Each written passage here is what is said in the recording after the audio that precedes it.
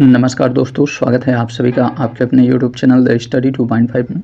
आज के इस वीडियो में दोस्तों हम लोग संस्कृत IAS के UPPCS समीक्षा अधिकारी एवं सहायक समीक्षा अधिकारी के नए पैटर्न पर आधारित टेस्ट नंबर 2 को शुरू करेंगे। ठीक है, नए पैटर्न के अनुसार इस टेस्ट सीरीज में सामान्य अध्ययन एवं सामान्य हिंदी दोनों एक साथ देखने को मिलेंगे। सामान्य अध्ययन के अंतर्गत दोस्तों इसमें जियोग्राफी को कवर किया गया है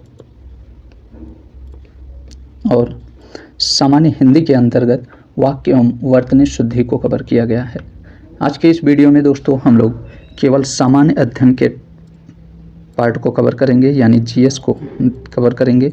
GS के अंतर्गत आप सभी को 140 प्रश्न देखने को मिलेंगे जो सभी जियोग्राफी से रिलेटेड होंगे। ठीक है, यानी इस टेस्ट सीरीज में आपको संपूर्ण जियोग्राफी के प्रश्न देखने को मिलेंगे। ठीक है, तो चलिए हम लोग इसे शुरू करते हैं और GS के सभी प्रश्नों को डिटेल एक्सप्लेनेशन के साथ कंप्लीट देखते हैं। एक बात और दोस्तों, जो लोग टेस्ट नंबर 1 को नहीं देखे हैं, इसका प्लेलिस्ट डिस्क्रिप्शन में उपलब्ध है, आप सभी वहां से देख सकते हैं। ठीक है, चलिए अब हम लोग सीधे प्रश्नों पे चलते हैं। आइए सीधे प्रश्नों को शुरू करते हैं। चलिए पहला प्रश्न देखते हैं।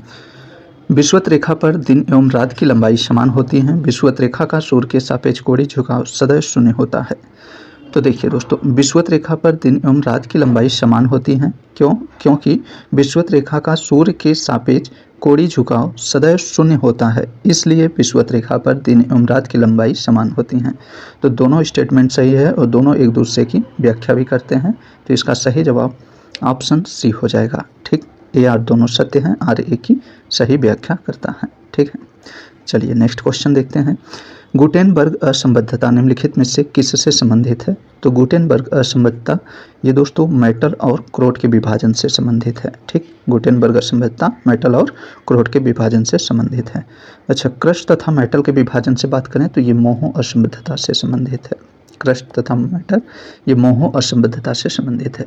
अच्छा, पृथ्वी की आंतरिक संरचना के अंतर्गत कुछ इंपॉर्टेंट असंबद्धताएं और हैं, जैसे लेहमैन असंबद्धता की बात करें तो लेहमैन असंबद्धता ये किससे संबंधित है?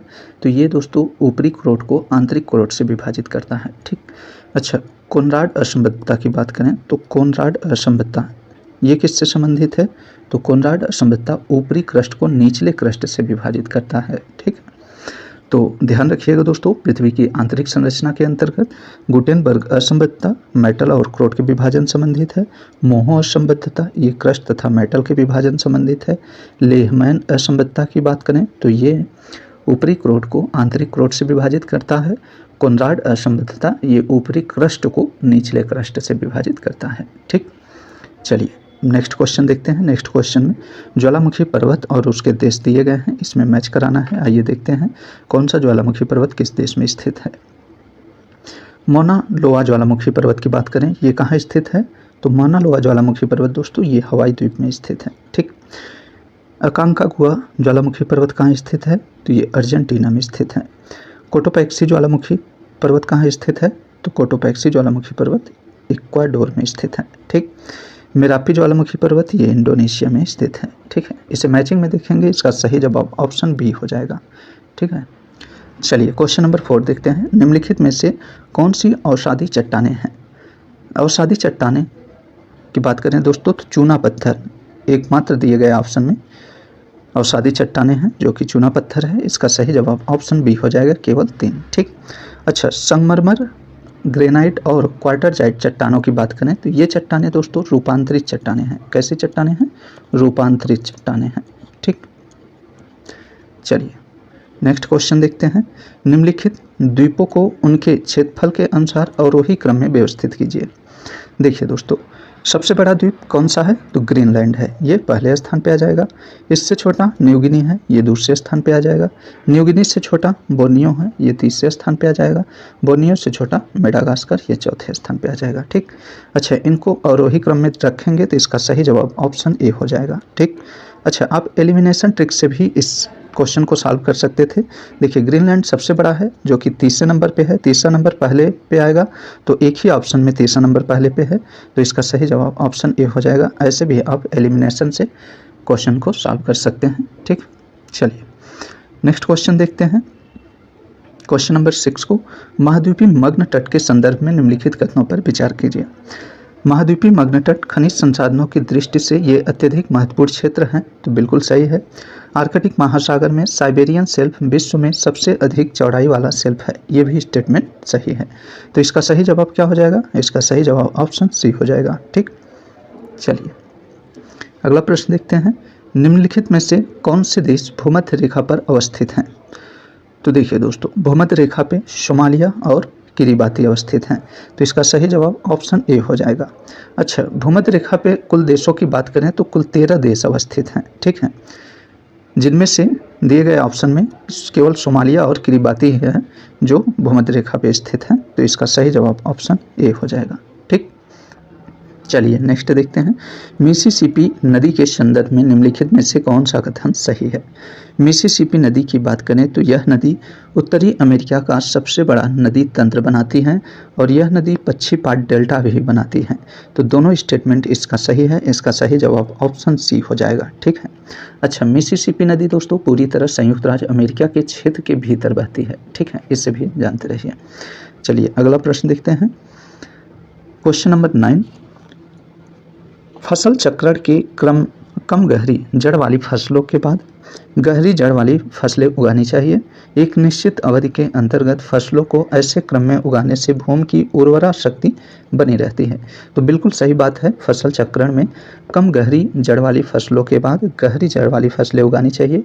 क्योंकि एक निश्चित अवधि के अंतर्गत फसलों को ऐसे क्रम में उगाने से भूमि की उर्वरा शक्ति बनी रहती है, इसलिए कम गहरी जड़ वाली फसलों के बाद गहरी जड़ वाली फसलें उगानी चाहिए। ठीक, तो दोनों स्टेटमेंट इसका सही है और दोनों एक दूसरे की व्याख्या भी कर रहे हैं, तो इसका सही जवाब ऑप्शन डी हो जाएगा। ए आर दोनों सत्य हैं और आर ए की सही व्याख्या करता है। ठीक है, चलिए क्वेश्चन नंबर 10 देखते हैं। आग्नेय चट्टानों के संदर्भ में निम्नलिखित कथनों पर विचार कीजिए। आग्नेय चट्टानों की बात करें दोस्तों, तो आग्नेय चट्टानें, इनका निर्माण क्रस्ट के नीचे उपस्थित तप्त एवं तरल मैग्मा के ठंडा होने से होता है, ये स्टेटमेंट बिल्कुल सही है। इन चट्टानों में जीवाश्म की प्रमुखता होती है, तो ये स्टेटमेंट गलत हो जाएगा दोस्तों। क्योंकि आग्नेय चट्टान जीवाश्महीन होती है, यानी इसमें जीवाश्म नहीं पाया जाता है, जीवाश्म इसमें नहीं पाया जाता है, इसलिए दूसरा स्टेटमेंट इसका गलत हो जाएगा। इसका सही जवाब ऑप्शन सी हो जाएगा, केवल कथन एक सही है। ठीक, अच्छा, आग्नेय चट्टान के विषय में बात करें तो आग्नेय चट्टान रवेदार होती है, इन्हें प्राथमिक चट्टान भी कहते हैं, इन्हें प्राथमिक चट्टान भी कहते हैं, इसे याद रखिएगा। क्यों प्राथमिक चट्टान कहते हैं? क्योंकि पृथ्वी की उत्पत्ति के पश्चात सर्वप्रथम इनका ही निर्माण हुआ था। ठीक है, आग्नेय चट्टान खनिज संसाधनों जैसे सोना चांदी से युक्त होती हैं। ठीक है, इतने पॉइंट को इस प्रश्न से याद रखिएगा। चलिए नेक्स्ट देखते हैं। सूर्य और चंद्रमा के संयोग प्रभाव से महासागर में ज्वार भाटा की उत्पत्ति होती है, तो बिल्कुल सही बात है। महासागर में ज्वार भाटा की उत्पत्ति सूर्य और चंद्रमा के गुरुत्वाकर्षण प्रभाव से ही होती है, तो ये पहला स्टेटमेंट सही है। दूसरे स्टेटमेंट की बात करें तो विश्व का सबसे ऊंचा ज्वार कनाडा के नोवा स्कोटिया में फंडी की खाड़ी में आता है, तो ये भी स्टेटमेंट सही है। इसका दोनों स्टेटमेंट सही है, इसका सही जवाब ऑप्शन सी हो जाएगा। ठीक है, चलिए अगला प्रश्न देखते हैं। यहाँ पे महासागरीय गर्द और महासागर दिए गए हैं, इसे मैच कराना है। आइए देखते हैं। मेरियाना गर्द किस महासागर में स्थित है दोस्तों? तो मेरियाना गर्द ये उत्तरी प्रशांत महासागर में स्थित है। ठीक, अटाकामा गर्त की बात करें तो अटाकामा गर्त कहाँ स्थित है? तो दक्षिणी प्रशांत महासागर में। डायमेंटिना गर्त की बात करें तो ये हिंद महासागर में स्थित है और प्यूर्टो रिको ये अटलांटिक महासागर में स्थित है, तो इसका सही जवाब ऑप्शन सी हो जाएगा। ठीक, चलिए अगला प्रश्न देखते हैं। ओजोन परत वायुमंडल की निम्नलिखित में से किस परत में पाई जाती हैं? तो ओजोन परत वायुमंडल के किस परत में पाई जाती हैं? तो देखिए, ये समताप मंडल में स्ट्रेटोस्फीयर में पाई जाती हैं, तो इसका सही जवाब ऑप्शन बी हो जाएगा। ठीक है, समताप मंडल में ओजोन परत पाई जाती हैं। चलिए नेक्स्ट देखते हैं। प्रतिचक्रवात यानी एंटी साइक्लोन के संदर्भ में निम्नलिखित कथनों पर विचार कीजिए। इनकी उत्पत्ति उष्णकटिबंधीय निम्न वायुदाब वाले क्षेत्रों में होती है, तो देखिए दोस्तों, एंटी साइक्लोन की उत्पत्ति उच्च वायुदाब वाले क्षेत्रों में होती हैं। कहाँ पे? उच्च वायुदाब, न कि निम्न वायुदाब की। ठीक, तो इसलिए पहला स्टेटमेंट इसका गलत हो जाएगा। दूसरे स्टेटमेंट की बात करें तो प्रति चक्रवातों के केंद्र में हवाएं ऊपर से नीचे उतरती हैं जिससे मौसम साफ रहता है। तो ये दूसरा स्टेटमेंट इसका सही है। ठीक है, प्रति चक्रवात यानी एंटी साइक्लोन के केंद्र में हवाएं ऊपर से नीचे उतरती हैं जिससे मौसम साफ रहता है और वर्षा की संभावना नहीं रहती है। ठीक, तो इसका एकमात्र दूसरा ऑप्शन सही है, तो इसका सही जवाब ऑप्शन डी हो जाएगा। केवल कथन 2 सही है। ठीक, चलिए नेक्स्ट क्वेश्चन देखते हैं। चीन तुल्य जलवायु के संदर्भ में निम्नलिखित कथनों पर विचार कीजिए। इसका विस्तार दोनों गोलार्धों में महाद्वीपों के पूर्वी भागों में लगभग 25 से 40 डिग्री अक्षांशों के बीच पाया जाता है। इस जलवायु प्रदेश में साइप्रस, चेस्टनट एवं ओक जैसे वृक्ष पाए जाते हैं। तो देखिए दोस्तों, इसका दोनों स्टेटमेंट सही दिया गया है। चीन तुल्य जलवायु की बात करें तो इसका विस्तार दोनों गोलार्धों में महाद्वीपों के पूर्वी भागों में लगभग 25 से 40 डिग्री अक्षांशों के बीच पाया जाता है और इस जलवायु प्रदेश में साइप्रस, चेस्टनट और ओक जैसे वृक्ष पाए जाते हैं। ठीक है, तो इसका दोनों स्टेटमेंट सही है। इसका सही जवाब ऑप्शन सी हो जाएगा। ठीक, चलिए नेक्स्ट क्वेश्चन देखते हैं। निम्नलिखित में से कौन सा जापान के द्वीपों का उत्तर से दक्षिण की ओर सही अनुक्रम है? जापान के द्वीपों के उत्तर से दक्षिण क्रम के सही अनुक्रम की बात करें तो इसका सही जवाब ऑप्शन बी हो जाएगा। होकाइडो, होन्शु, शिकोकू, क्यूशु, ये सभी उत्तर से दक्षिण की ओर सही अनुक्रम में हैं। ठीक, अच्छा, जापान के होन्शु द्वीप की बात करें दोस्तों तो यह द्वीप सबसे बड़ा, जापान का सबसे बड़ा और सबसे अधिक आबादी वाला द्वीप है। ठीक, और जापान की राजधानी टोक्यो किस द्वीप पर स्थित है? तो याद रखिएगा, होन्शु द्वीप पर ही जापान की राजधानी टोक्यो स्थित है। कई बार एग्जाम में पूछा गया है। ठीक, कि जापान की राजधानी टोक्यो किस द्वीप में स्थित है? तो होन्शु द्वीप पर स्थित है और होन्शु द्वीप ये जापान का सबसे बड़ा द्वीप है, इसे भी याद रखिएगा। ठीक, चलिए अगला प्रश्न देखते हैं। मलेशिया के खनिज संसाधनों के संदर्भ में निम्नलिखित में से कौन सा कथन सही है? मलेशिया खनिज संसाधनों की दृष्टि से संपन्न राष्ट्र है। यहाँ की गोपेन खान विश्व की सबसे बड़ी टीन उत्पादक खान है। देखिए दोस्तों, मलेशिया खनिज संसाधनों की दृष्टि से संपन्न राष्ट्र है, ये स्टेटमेंट बिल्कुल सही है। और मलेशिया की गोपेन खान विश्व की सबसे बड़ी टीन उत्पादक खान है, ये भी स्टेटमेंट सही है। दोनों स्टेटमेंट सही हैं। इसका सही जवाब ऑप्शन ए हो जाएगा। ठीक, नेक्स्ट देखते हैं। विक्टोरिया झील निम्नलिखित में से किन देशों की सीमा निर्धारित करती है? तो विक्टोरिया झील ये तंजानिया और युगांडा देशों की सीमा निर्धारित करती है। इसका सही जवाब ऑप्शन सी हो जाएगा। ठीक, अच्छा, विक्टोरिया झील 3 देशों की सीमा निर्धारित करती है। 2 देश तंजानिया, युगांडा ऑप्शन में दिए गए हैं। तीसरे देश की बात करें दोस्तों, तीसरा देश केन्या है, इसे याद रखिएगा। ठीक है, केन्या भी विक्टोरिया झील की सीमा निर्धारित करता है। ठीक है, और विक्टोरिया झील की बात करें तो विक्टोरिया झील दुनिया की सबसे बड़ी उष्णकटिबंधीय झील और दूसरी सबसे बड़ी मीठे पानी की झील है, इसे भी याद रखिएगा। चलिए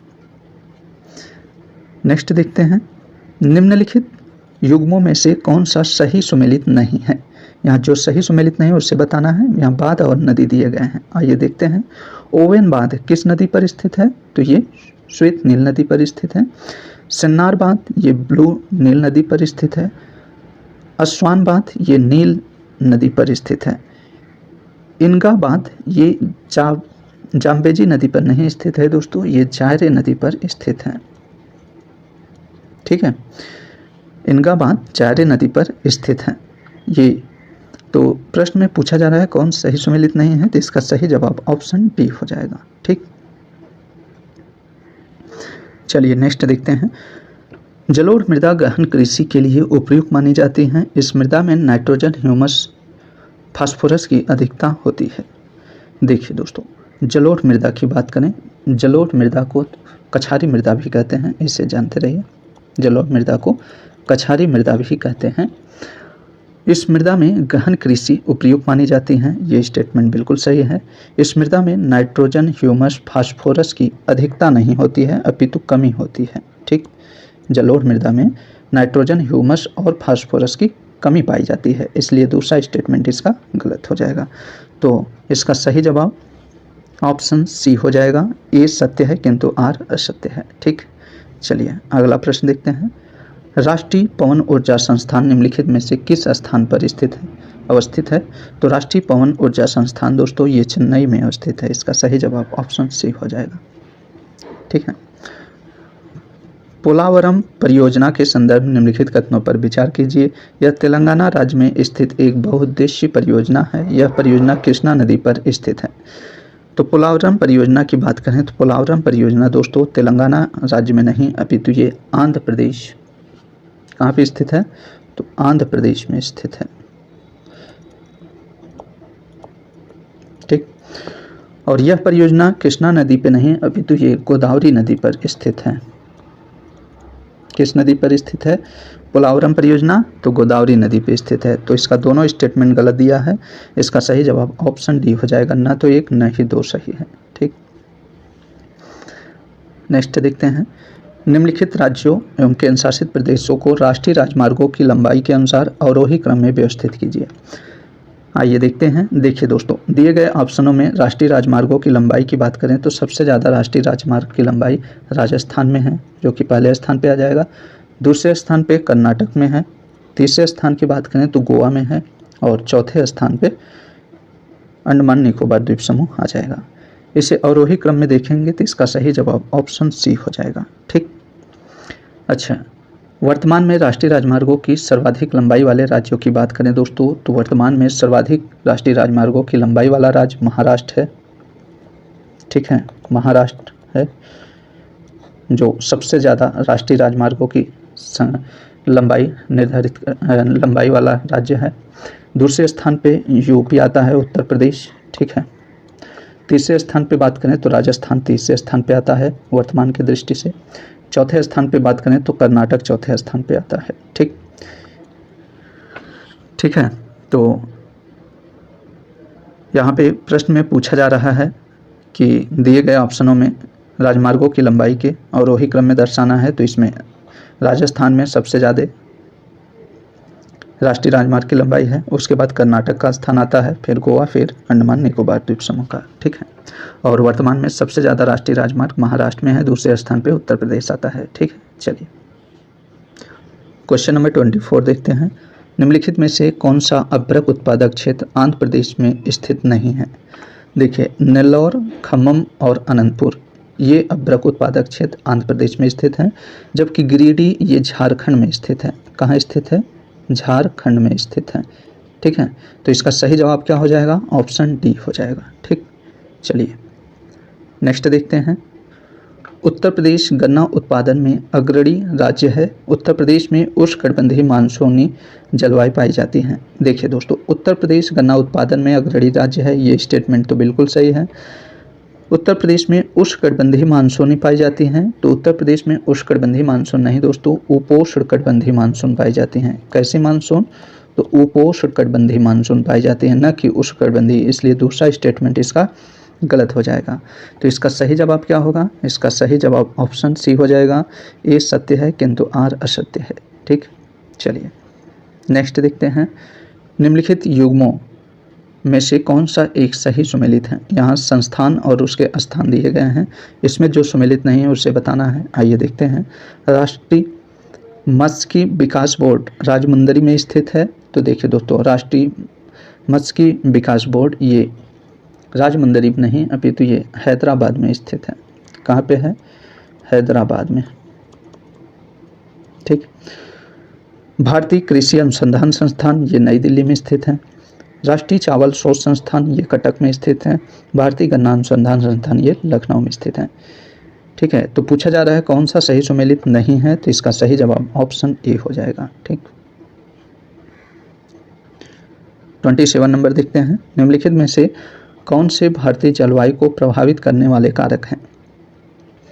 देखिए, भारतीय जलवायु को प्रभावित करने वाले कारक की बात करें तो जल एवं स्थल का वितरण, समुद्र तट से दूरी और ऊपरी वायु परिसंचरण, ये तीनों भारतीय जलवायु को प्रभावित करने वाले कारक हैं।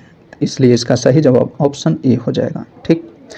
देशांतर की बात करें दोस्तों तो देशांतर रेखा भारतीय जलवायु पर कोई प्रभाव नहीं। ठीक है, देशांतर रेखा का भारतीय जलवायु पर कोई प्रभाव नहीं पड़ता है। ठीक।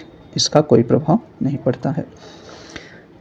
चलिए 28 नंबर देखते हैं। निम्नलिखित में से कौन सी गोदावरी की सहायक नदियां हैं?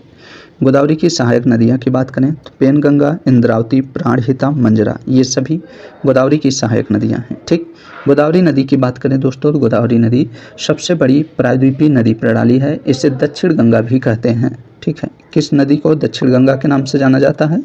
तो गोदावरी नदी को। ठीक है, गोदावरी नदी को दक्षिण गंगा के नाम से भी जाना जाता है। गोदावरी नदी के उद्गम की बात करें तो इसका उद्गम महाराष्ट्र में नासिक के पास त्र्यंबकेश्वर से निकलती है और बंगाल की खाड़ी में गिरती है। ठीक, गोदावरी नदी की सहायक नदियां पेनगंगा, इंद्रावती, प्राणहिता और मंजरा हैं। इसका सही जवाब ऑप्शन डी हो जाएगा। ठीक, चलिए नेक्स्ट देखते हैं। निम्नलिखित कथनों पर विचार कीजिए। सतलज नदी हिमालय की तीनों श्रेणियों को अपर्दित कर प्रवाहित होती हैं। विश्व का सबसे ऊंचा गुरुत्वीय भाखड़ा नांगल बांध सतलज नदी पर स्थित है। तो देखिए, सतलज नदी हिमालय की तीनों श्रेणियों को अपर्दित कर प्रवाहित होती हैं, ये स्टेटमेंट बिल्कुल सही है। विश्व का सबसे ऊंचा गुरुत्वीय भाखड़ा नांगल बांध ये सतलज नदी पर स्थित है, ये भी स्टेटमेंट सही है। इसका सही जवाब ऑप्शन सी हो जाएगा। ठीक, अच्छा सतलज नदी की बात करें दोस्तों, सतलज नदी चिनाब नदी की सहायक नदी है। सतलज किसकी सहायक नदी है? तो चिनाब की सहायक नदी है। सतलज नदी मानसरोवर झील के समीप राकस ताल से निकलती हैं और शिपकिला दर्रे के पास भारत में प्रवेश करती हैं। ठीक, अच्छा सतलज की एक सहायक नदी है, कौन सी है? तो स्पीति नदी किसकी सहायक नदी है? तो ये सतलज की सहायक नदी है, इसे भी जानते रहिए। ठीक, चलिए नेक्स्ट देखते हैं।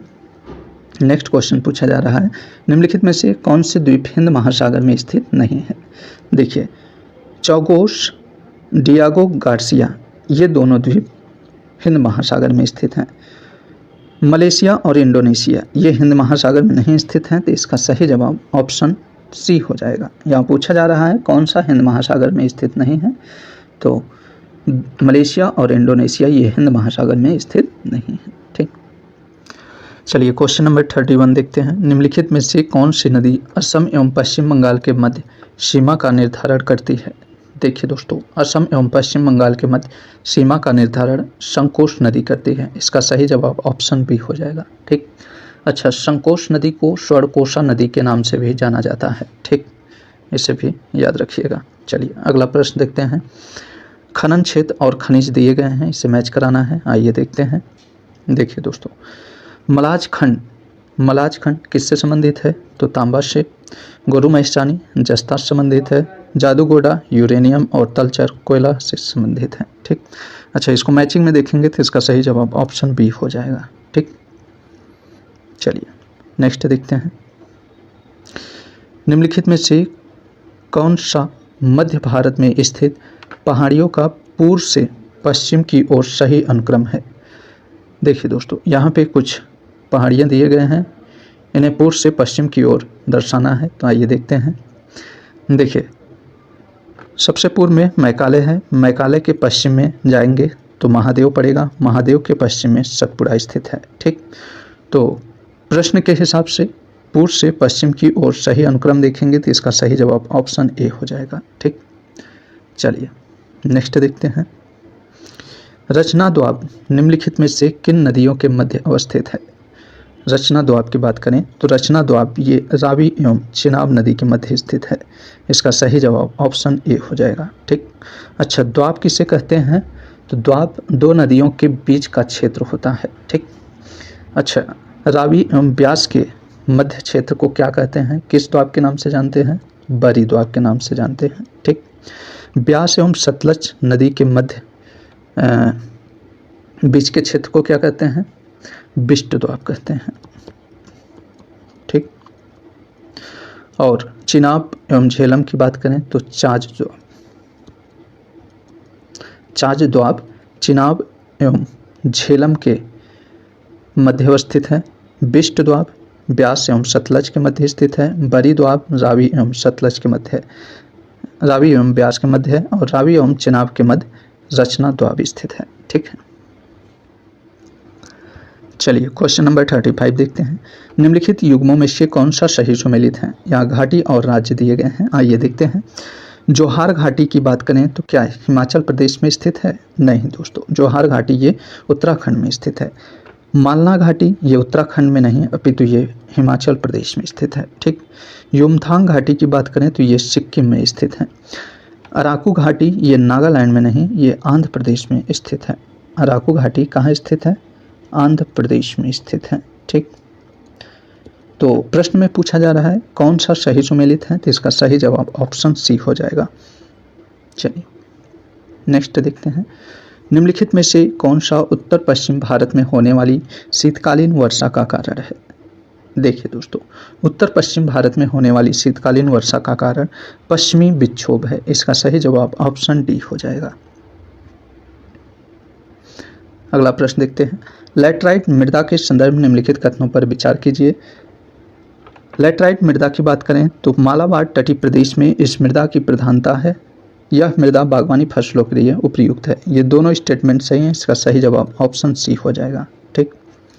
चलिए नेक्स्ट देखते हैं, चुटक जल विद्युत परियोजना निम्नलिखित में से किस नदी पर अवस्थित है? तो चुटक जल विद्युत परियोजना ये सुरु नदी के मध्य स्थित है। सुरु नदी ये सिंधु की सहायक नदी है। ठीक है, और ये कहाँ स्थित है? तो लद्दाख में स्थित है। ठीक, सुरु नदी लद्दाख में स्थित है।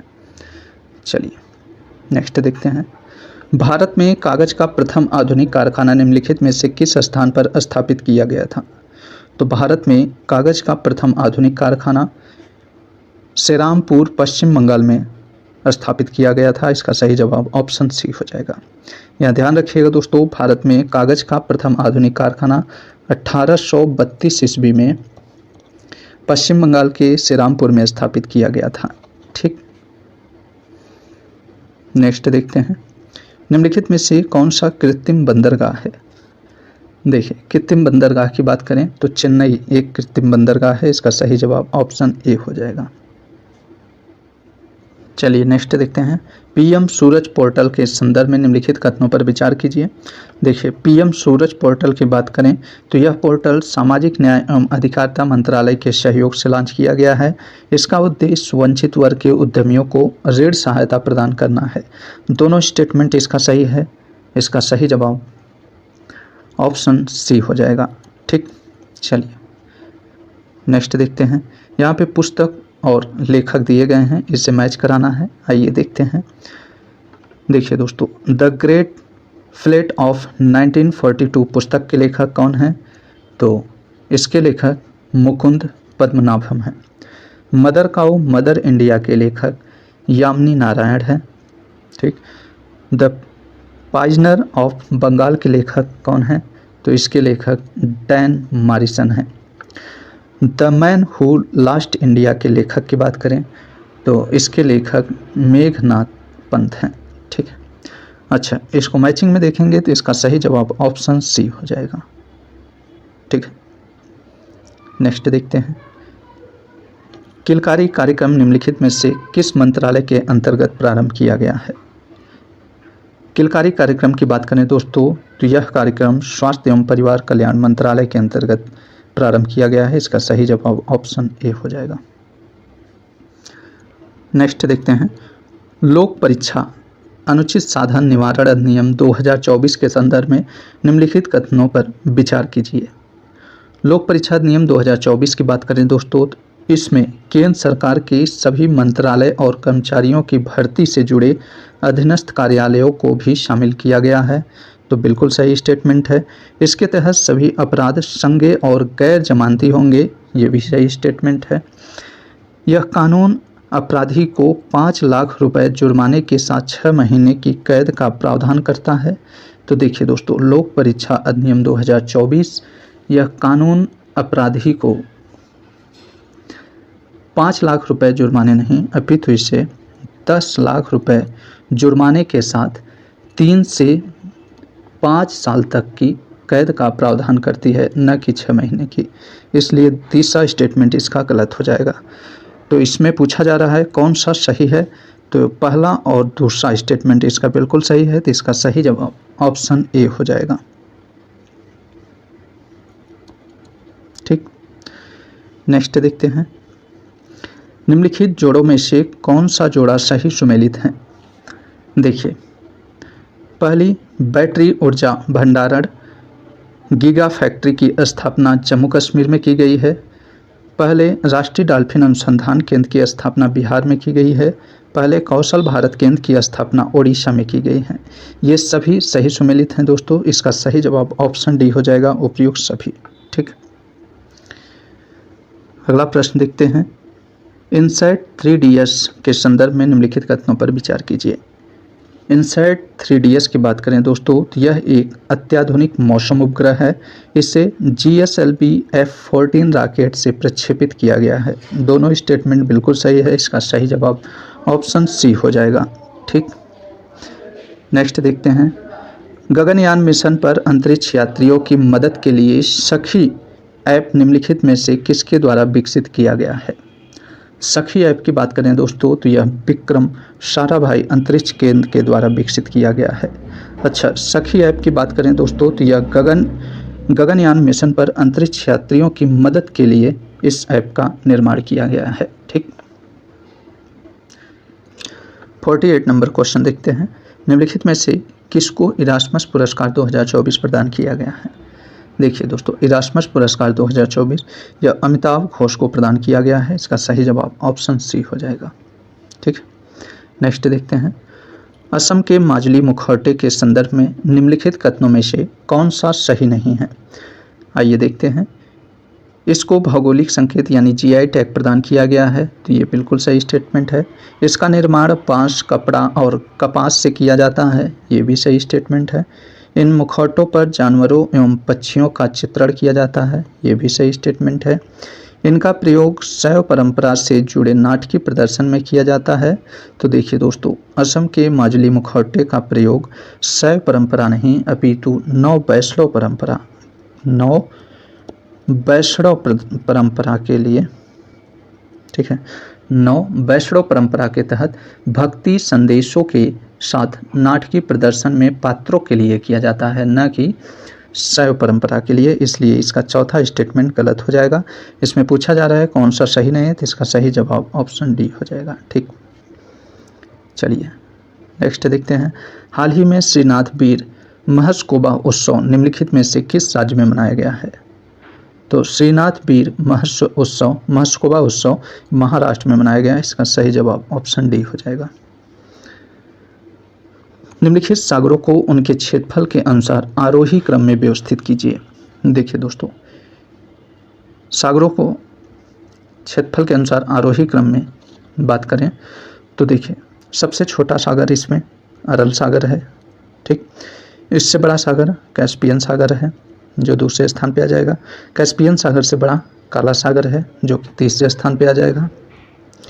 काला सागर से बड़ा भूमध्य सागर है, ये चौथे स्थान पे आ जाएगा। ठीक, अच्छा, इसे आरोही क्रम में व्यवस्थित करें तो इसका सही जवाब ऑप्शन बी हो जाएगा। ठीक, ऑप्शन बी इसका सही हो जाएगा। ठीक है, चलिए क्वेश्चन नंबर 52 देखते हैं। 21 मार्च एवं 23 सितंबर को दिन और रात बराबर होते हैं। विषुव की स्थिति में सूर्य कर्क रेखा पर लंबवत चमकता है। देखिए दोस्तों, 21 मार्च और 23 सितंबर को दिन और रात बराबर होते हैं, ये स्टेटमेंट तो बिल्कुल सही है।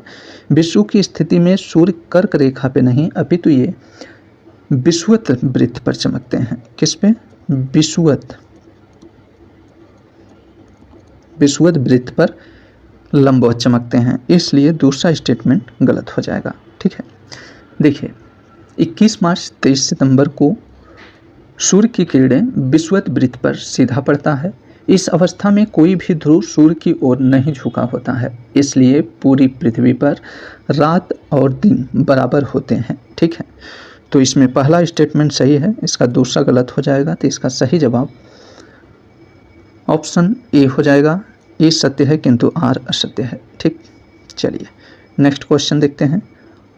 ऑरेंज नदी के संदर्भ में निम्नलिखित कथनों में से कौन सा कथन सही है? ऑरेंज नदी की बात करें दोस्तों तो यह दक्षिण अफ्रीका एवं नामीबिया की सीमा का निर्धारण करती है। आगरा बीच जलप्रपात इसी नदी पर अवस्थित हैं। ये दोनों स्टेटमेंट सही हैं। इसका सही जवाब ऑप्शन बी हो जाएगा। यहाँ ध्यान रखिएगा दोस्तों, ऑरेंज नदी दक्षिण अफ्रीका और नामीबिया की सीमा निर्धारित करती है। ठीक है, ऐसे प्रश्न कई बार पूछे जाते हैं कि दक्षिण अफ्रीका और नामीबिया की सीमा का निर्धारण किस नदी के द्वारा किया जाता है, तो आप सभी को पता होना चाहिए ऑरेंज नदी के। ठीक, चलिए अगला प्रश्न देखते हैं। अगला प्रश्न है, निम्नलिखित में से कौन सा उत्तरी अमेरिका महाद्वीप की झीलों का पूर्व से पश्चिम की ओर सही अनुक्रम है? उत्तरी अमेरिका के झीलों के पूर्व से पश्चिम क्रम की बात करें दोस्तों, तो इसका सही जवाब ऑप्शन सी हो जाएगा, ओंटारियो, ह्यूरोन, मिशिगन और सुपीरियर। देखिए, ओंटारियो सबसे पूर्व में है, इसके पश्चिम में ह्यूरॉन है, ह्यूरॉन के पश्चिम में मिशिगन और मिशिगन के पश्चिम में सुपीरियर झील है। ठीक, मिशिगन झील की बात करें दोस्तों, मिशिगन झील यह पूर्णतः यूएसए में स्थित है। ठीक है, कई बार प्रश्न पूछा गया है कि कौन सा झील पूर्णतः यूएसए में स्थित है इन पांचों झीलों में, तो मिशिगन झील पूर्णतः यूएसए में स्थित है। अच्छा, ओंटारियो और इरी, इन दोनों झीलों के मध्य नियाग्रा जलप्रपात स्थित है। ठीक, कौन सा जलप्रपात? नियाग्रा जलप्रपात स्थित है। ठीक है, तो नियाग्रा जलप्रपात किन झीलों के मध्य स्थित है? तो ओंटारियो और इरी के मध्य। ठीक, अच्छा, सुपीरियर झील की बात करें दोस्तों, सुपीरियर झील यह विश्व में मीठे पानी की सबसे बड़ी झील है। ठीक है, इसे भी याद रखिएगा। चलिए क्वेश्चन नंबर 55 देखते हैं। यहाँ राजधानी और देश दिए गए हैं, इसे मैच कराना है। आइए देखते हैं। बेल्जियम की राजधानी की बात करें तो बेल्जियम की राजधानी ब्रुसेल्स है। जर्मनी की राजधानी बर्लिन है। पोलैंड की राजधानी की बात करें तो वार्सा है। और बेलारूस की राजधानी मिन्स्क है। ठीक, इसे मैचिंग में देखेंगे तो इसका सही जवाब ऑप्शन सी हो जाएगा। ठीक, चलिए नेक्स्ट देखते हैं। दक्षिणी गोलार्ध में पछुआ पवनों का विकास 65 डिग्री से 75 डिग्री दक्षिणी अक्षांशों के मध्य होता है। उत्तरी गोलार्ध की तुलना में दक्षिणी गोलार्ध में स्थलीय भाग का अभाव रहता है। तो देखिए, दक्षिणी गोलार्ध में पछुआ पवनों का विकास की बात करें तो पछुआ पवनों के विकास 40 से 65 डिग्री अक्षांशों के दक्षिणी अक्षांशों के मध्य होता है, न कि 65 से 70। इसलिए पहला स्टेटमेंट इसका गलत हो जाएगा। दूसरे स्टेटमेंट की बात करें तो उत्तरी गोलार्ध की तुलना में दक्षिणी गोलार्ध में स्थलीय भाग का अभाव रहता है, तो बिल्कुल सही स्टेटमेंट है। उत्तरी गोलार्ध में सबसे ज़्यादा स्थलीय भाग हैं, जबकि दक्षिणी गोलार्ध में उत्तरी गोलार्ध की अपेक्षा कम है। ठीक है, इसलिए इसका सही जवाब ऑप्शन बी हो जाएगा। ए असत्य है किंतु आर सत्य है। ठीक है, सबसे ज़्यादा दोस्तों स्थलीय भाग की बात करें तो सबसे ज़्यादा स्थलीय भाग उत्तरी गोलार्ध में पाया जाता है। ठीक है, चलिए नेक्स्ट देखते हैं। निम्नलिखित में से कौन से समुद्री धारा को प्रभावित करने वाले कारक हैं? तो समुद्री धारा को प्रभावित करने वाले कारक कौन कौन से हैं, तो आइए देखते हैं। देखिए, पृथ्वी का घूर्णन, जल का घनत्व, वायुदाब एवं पवनें, ये सभी समुद्री धारा को प्रभावित करने वाले कारक हैं, इसलिए इसका सही जवाब ऑप्शन सी हो जाएगा। ठीक है, पृथ्वी का परिक्रमण, ये समुद्री धारा को प्रभावित करने वाले कारक से इसका कोई संबंध नहीं है। ठीक है, ठीक, तो समुद्री धारा को प्रभावित करने वाले कारक कौन कौन से हैं? तो पृथ्वी का घूर्णन, जल का घनत्व और वायुदाब एवं पवनें हैं। ठीक, चलिए नेक्स्ट देखते हैं। निम्नलिखित में से कौन सा प्रगतिशील जनसंख्या को उचित रूप में स्पष्ट करता है? देखिए, प्रगतिशील जनसंख्या को अधिक जन्म दर एवं अधिक मृत्यु दर उचित रूप में स्पष्ट करता है। इसका सही जवाब ऑप्शन डी हो जाएगा। ठीक, नेक्स्ट देखते हैं। उष्णकटिबंधीय चक्रवातों के संदर्भ में निम्नलिखित कथनों पर विचार कीजिए। ये निम्न अक्षांशों में भूमध्य रेखा से 5 डिग्री अक्षांशों तक समुद्र में उत्पन्न होते हैं।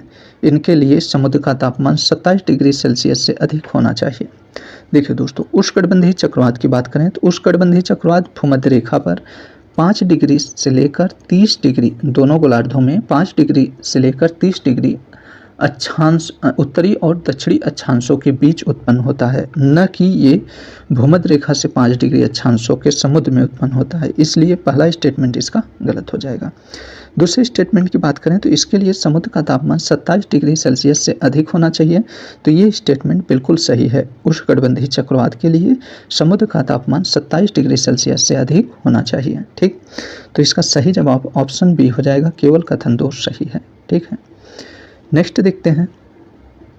निम्नलिखित कथनों पर विचार कीजिए। नदी के ऊर्ध्वाधर कटाव से यू आकार की घाटी का निर्माण होता है।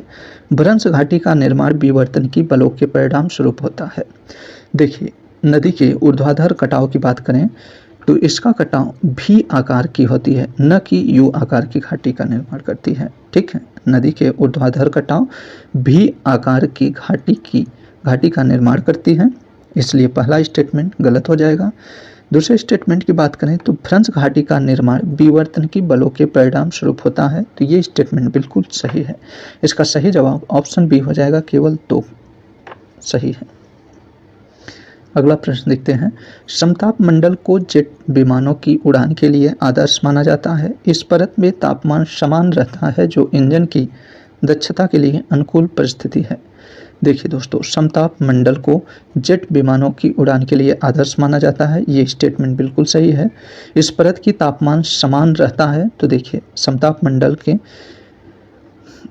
परत में तापमान समान नहीं होता है। ठीक है, इसलिए इसका दूसरा स्टेटमेंट गलत हो जाएगा। ठीक, समताप मंडल की बात करें तो समताप मंडल में किसी भी प्रकार की मौसमी परिघटनाएं घटित नहीं होती हैं, इसलिए वायुयान उड़ाने के लिए समताप मंडल आदर्श मानी जाती है। ठीक है, तो इसमें पहला स्टेटमेंट इसका सही है, दूसरा गलत हो जाएगा, तो इसका सही जवाब ऑप्शन ए हो जाएगा। ए सत्य है किंतु आर असत्य है। ठीक, नेक्स्ट देखते हैं। निम्नलिखित में से कौन से स्थल रुद्ध देश नहीं है। देखिए, कजाकिस्तान, ताजिकिस्तान और ऑस्ट्रिया ये सभी स्थल रुद्ध देश हैं, जबकि लीबिया स्थल रुद्ध देश नहीं है, तो इसका सही जवाब ऑप्शन सी हो जाएगा। ठीक, चलिए अगला प्रश्न देखते हैं। यहाँ जनजाति और उसके क्षेत्र दिए गए हैं, इसे मैच कराना है, तो आइए देखते हैं। रुबाला जनजाति किस क्षेत्र संबंधित है, तो ये उत्तरी अरब से। टेडा जनजाति की बात करें दोस्तों, टेडा जनजाति ये लीबिया से संबंधित है। बुशमैन ये कालाहारी मरुस्थल से, और मसाई जनजाति की बात करें तो ये तंजानिया से संबंधित है। ठीक, तो इसका सही जवाब ऑप्शन सी हो जाएगा। ठीक, चलिए नेक्स्ट देखते हैं। निम्नलिखित विशेषताओं पर विचार कीजिए। वार्षिक तापांतर अधिक एवं औसत वार्षिक वर्षा अत्यंत कम। वायु का सतह पर अपसरण होने से प्रचक्रवाती दशाओं का बनना। कोड़धारी वृक्षों जैसे स्प्रूस लार्च की प्रधानता। उपयुक्त भौगोलिक दशाएं विशेषताएं निम्नलिखित में से किस एक क्षेत्र से संबंधित हैं, तो ये सभी भौगोलिक विशेषताएं दोस्तों साइबेरियन तुल्य जलवायु क्षेत्र से संबंधित हैं। ठीक, तो इसका सही जवाब ऑप्शन सी हो जाएगा। ठीक है, देखिए दोस्तों, साइबेरियन तुल्य जलवायु की बात करें तो इसकी भौगोलिक विशेषताएं वार्षिक तापांतर अधिक एवं औसत वार्षिक वर्षा अत्यंत कम। वायु का सतह पर अपसरण होने से प्रचक्रवाती दशाओं का बनना। कोड़धारी वृक्षों जैसे स्प्रूस लार्च की प्रधानता। ये सभी भौगोलिक विशेषताएं साइबेरियन तुल्य जलवायु क्षेत्र से संबंधित हैं। ठीक है, इसलिए इसका सही जवाब ऑप्शन सी हो जाएगा। चलिए नेक्स्ट देखते हैं। सेंट लॉरेंस नदी के संदर्भ में निम्नलिखित कथनों पर विचार कीजिए। सेंट लॉरेंस नदी यह विश्व के व्यस्ततम अंतस्थलीय जलमार्गों में से एक है। यह विश्व का सबसे बड़ा ज्वारनमुख बनाती है। ये दोनों स्टेटमेंट इसका सही है, इसका सही जवाब ऑप्शन सी हो जाएगा।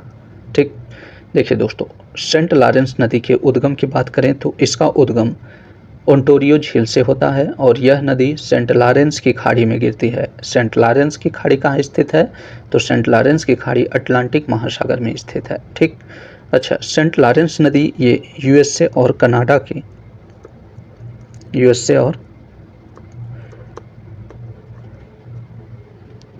के मध्य अंतर्राष्ट्रीय सीमा भी बनाता है। ठीक है, सेंट लॉरेंस नदी यह यूएसए एवं कनाडा के मध्य अंतर्राष्ट्रीय सीमा भी बनाता है, इसे भी याद रखिएगा। ठीक, चलिए अगला प्रश्न देखते हैं।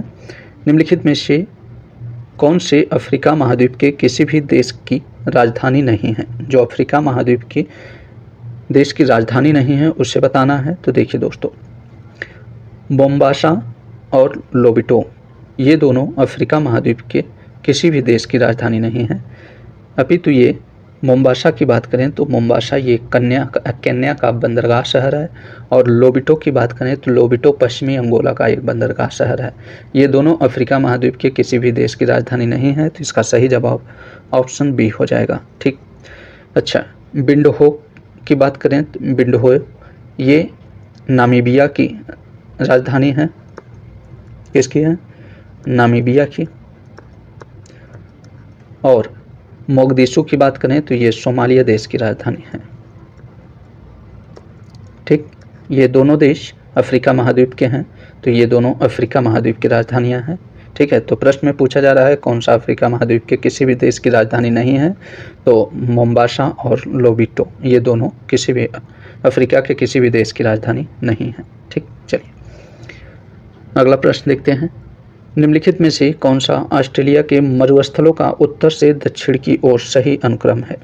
ऑस्ट्रेलिया के मरुस्थलों का उत्तर से दक्षिण की क्रम में दर्शाना है। तो देखिए दोस्तों, तनामी, ग्रेट सैंडी, गिब्सन और ग्रेट विक्टोरिया ये मरुस्थल उत्तर से दक्षिण की ओर सही अनुक्रम में है। इसका सही जवाब ऑप्शन बी हो जाएगा। ठीक, ऑस्ट्रेलिया के मरुस्थलों के सबसे उत्तर में बात करें तो सबसे उत्तर में तनामी है, इसके दक्षिण में दोस्तों ग्रेट सैंडी, इसके दक्षिण में गिब्सन और उसके दक्षिण में ग्रेट विक्टोरिया है। ठीक,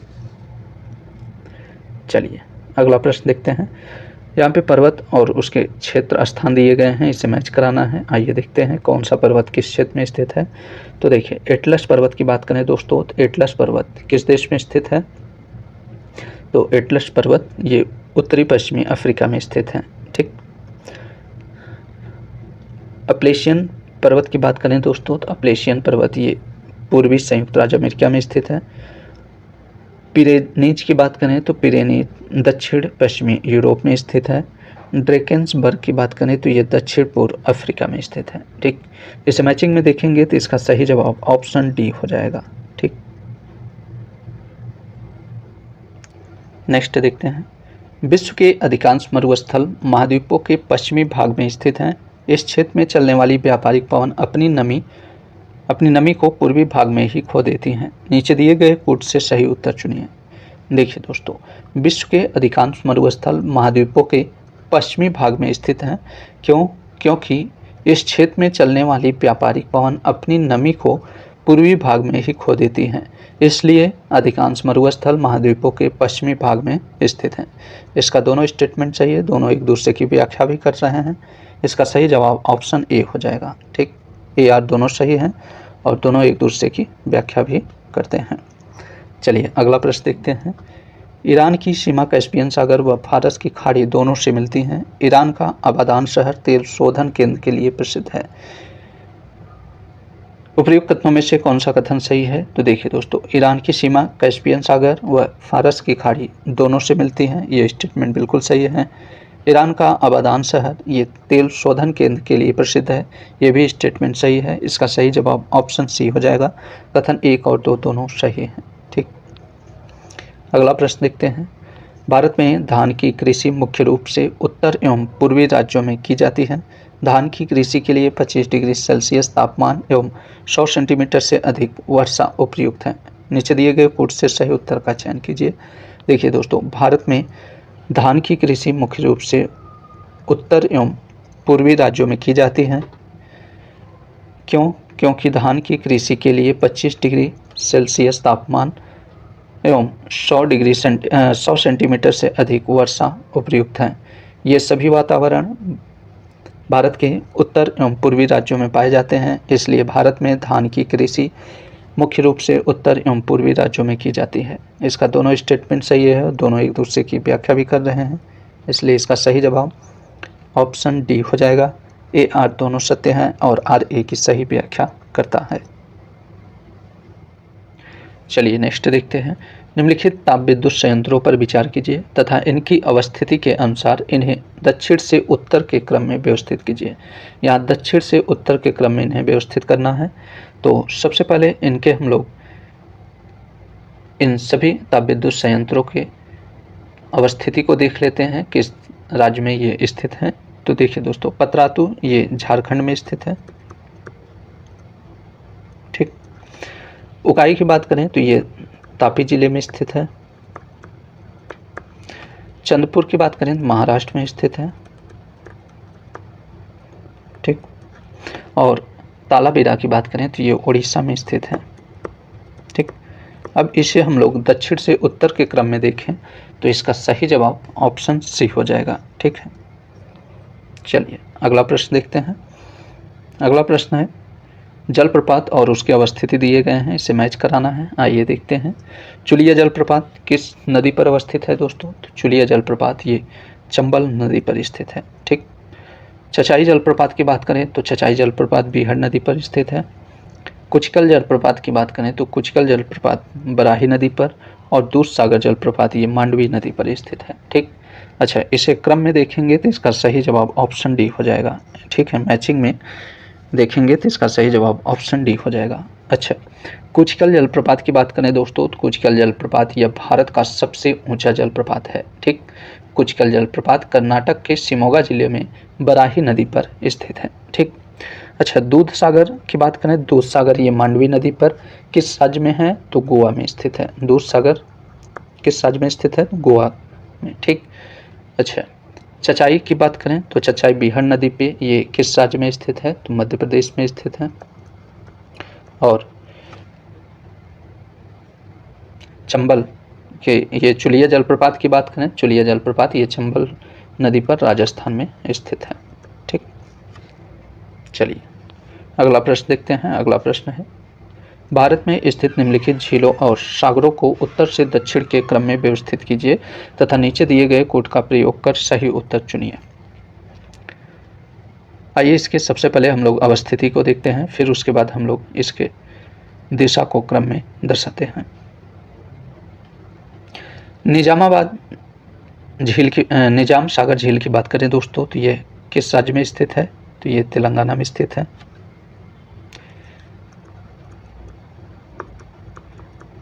निजाम सागर झील तेलंगाना में है। कृष्ण राजा सागर ये कर्नाटक में स्थित है। ठीक। नागार्जुन सागर की बात करें तो ये तेलंगाना और आंध्र प्रदेश, तेलंगाना और आंध्र प्रदेश के मध्य स्थित है। गोविंद बल्लभ पंत सागर ये उत्तर प्रदेश के सोनभद्र जिले में स्थित है। ठीक।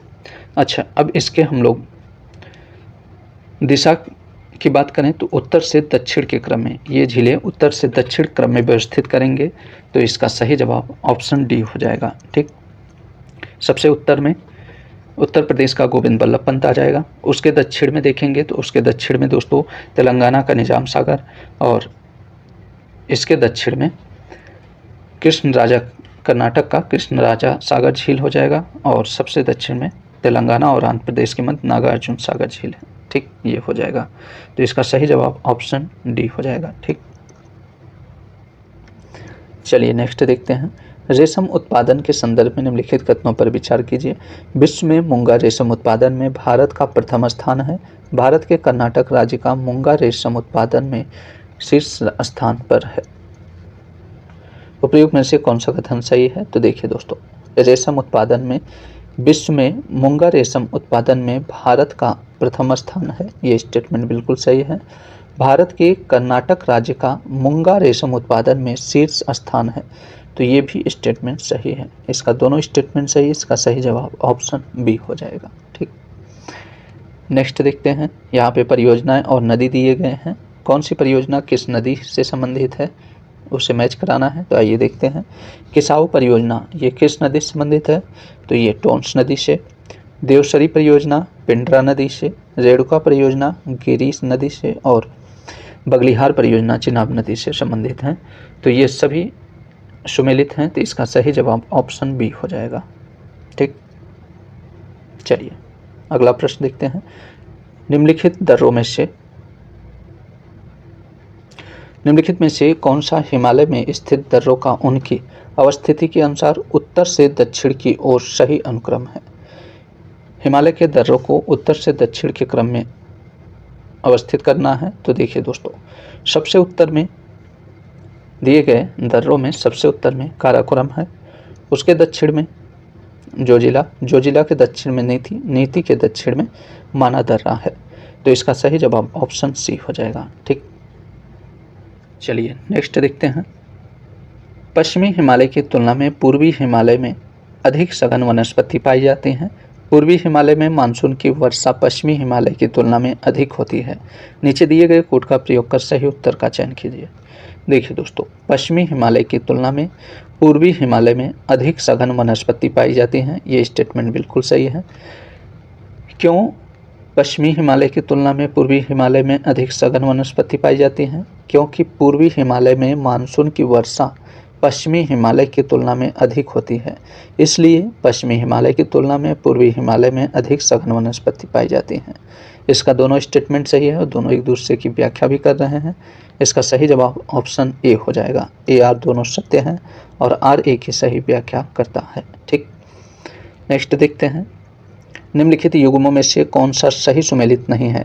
यहाँ पे परमाणु संयंत्र और उसके सहयोगी देश दिए गए हैं। कौन सा परमाणु संयंत्र किस देश से के सहयोग से स्थापित किया गया है उसे बताना है। तो देखिए दोस्तों, तारापुर परमाणु संयंत्र ये अमेरिका के सहयोग से स्थापित किया गया है। ये बिल्कुल सही सुमेलित है। कुडनकुलम परियोजना ये रूस के सहयोग से स्थापित किया गया है। रावत भाटा परियोजना ये कनाडा के सहयोग से।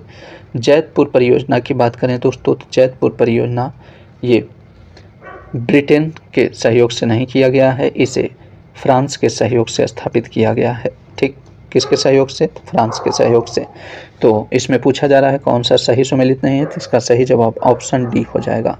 ठीक, चलिए अगला प्रश्न देखते हैं। यूरेनियम के संदर्भ में निम्नलिखित कथनों पर विचार कीजिए। यूरेनियम प्राकृतिक रूप में पाया जाने वाला एक रेडियोधर्मी तत्व है। भारत के आंध्र प्रदेश में स्थित नेल्लोर क्षेत्र यूरेनियम खनन के लिए प्रसिद्ध है। उपयुक्त कथनों में से कौन सा कथन सही है, इसे बताना है।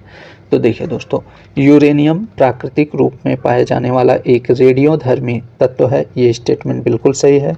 दूसरे स्टेटमेंट की बात करें तो भारत के आंध्र प्रदेश में स्थित नेल्लौर क्षेत्र यूरेनियम खनन के लिए प्रसिद्ध है।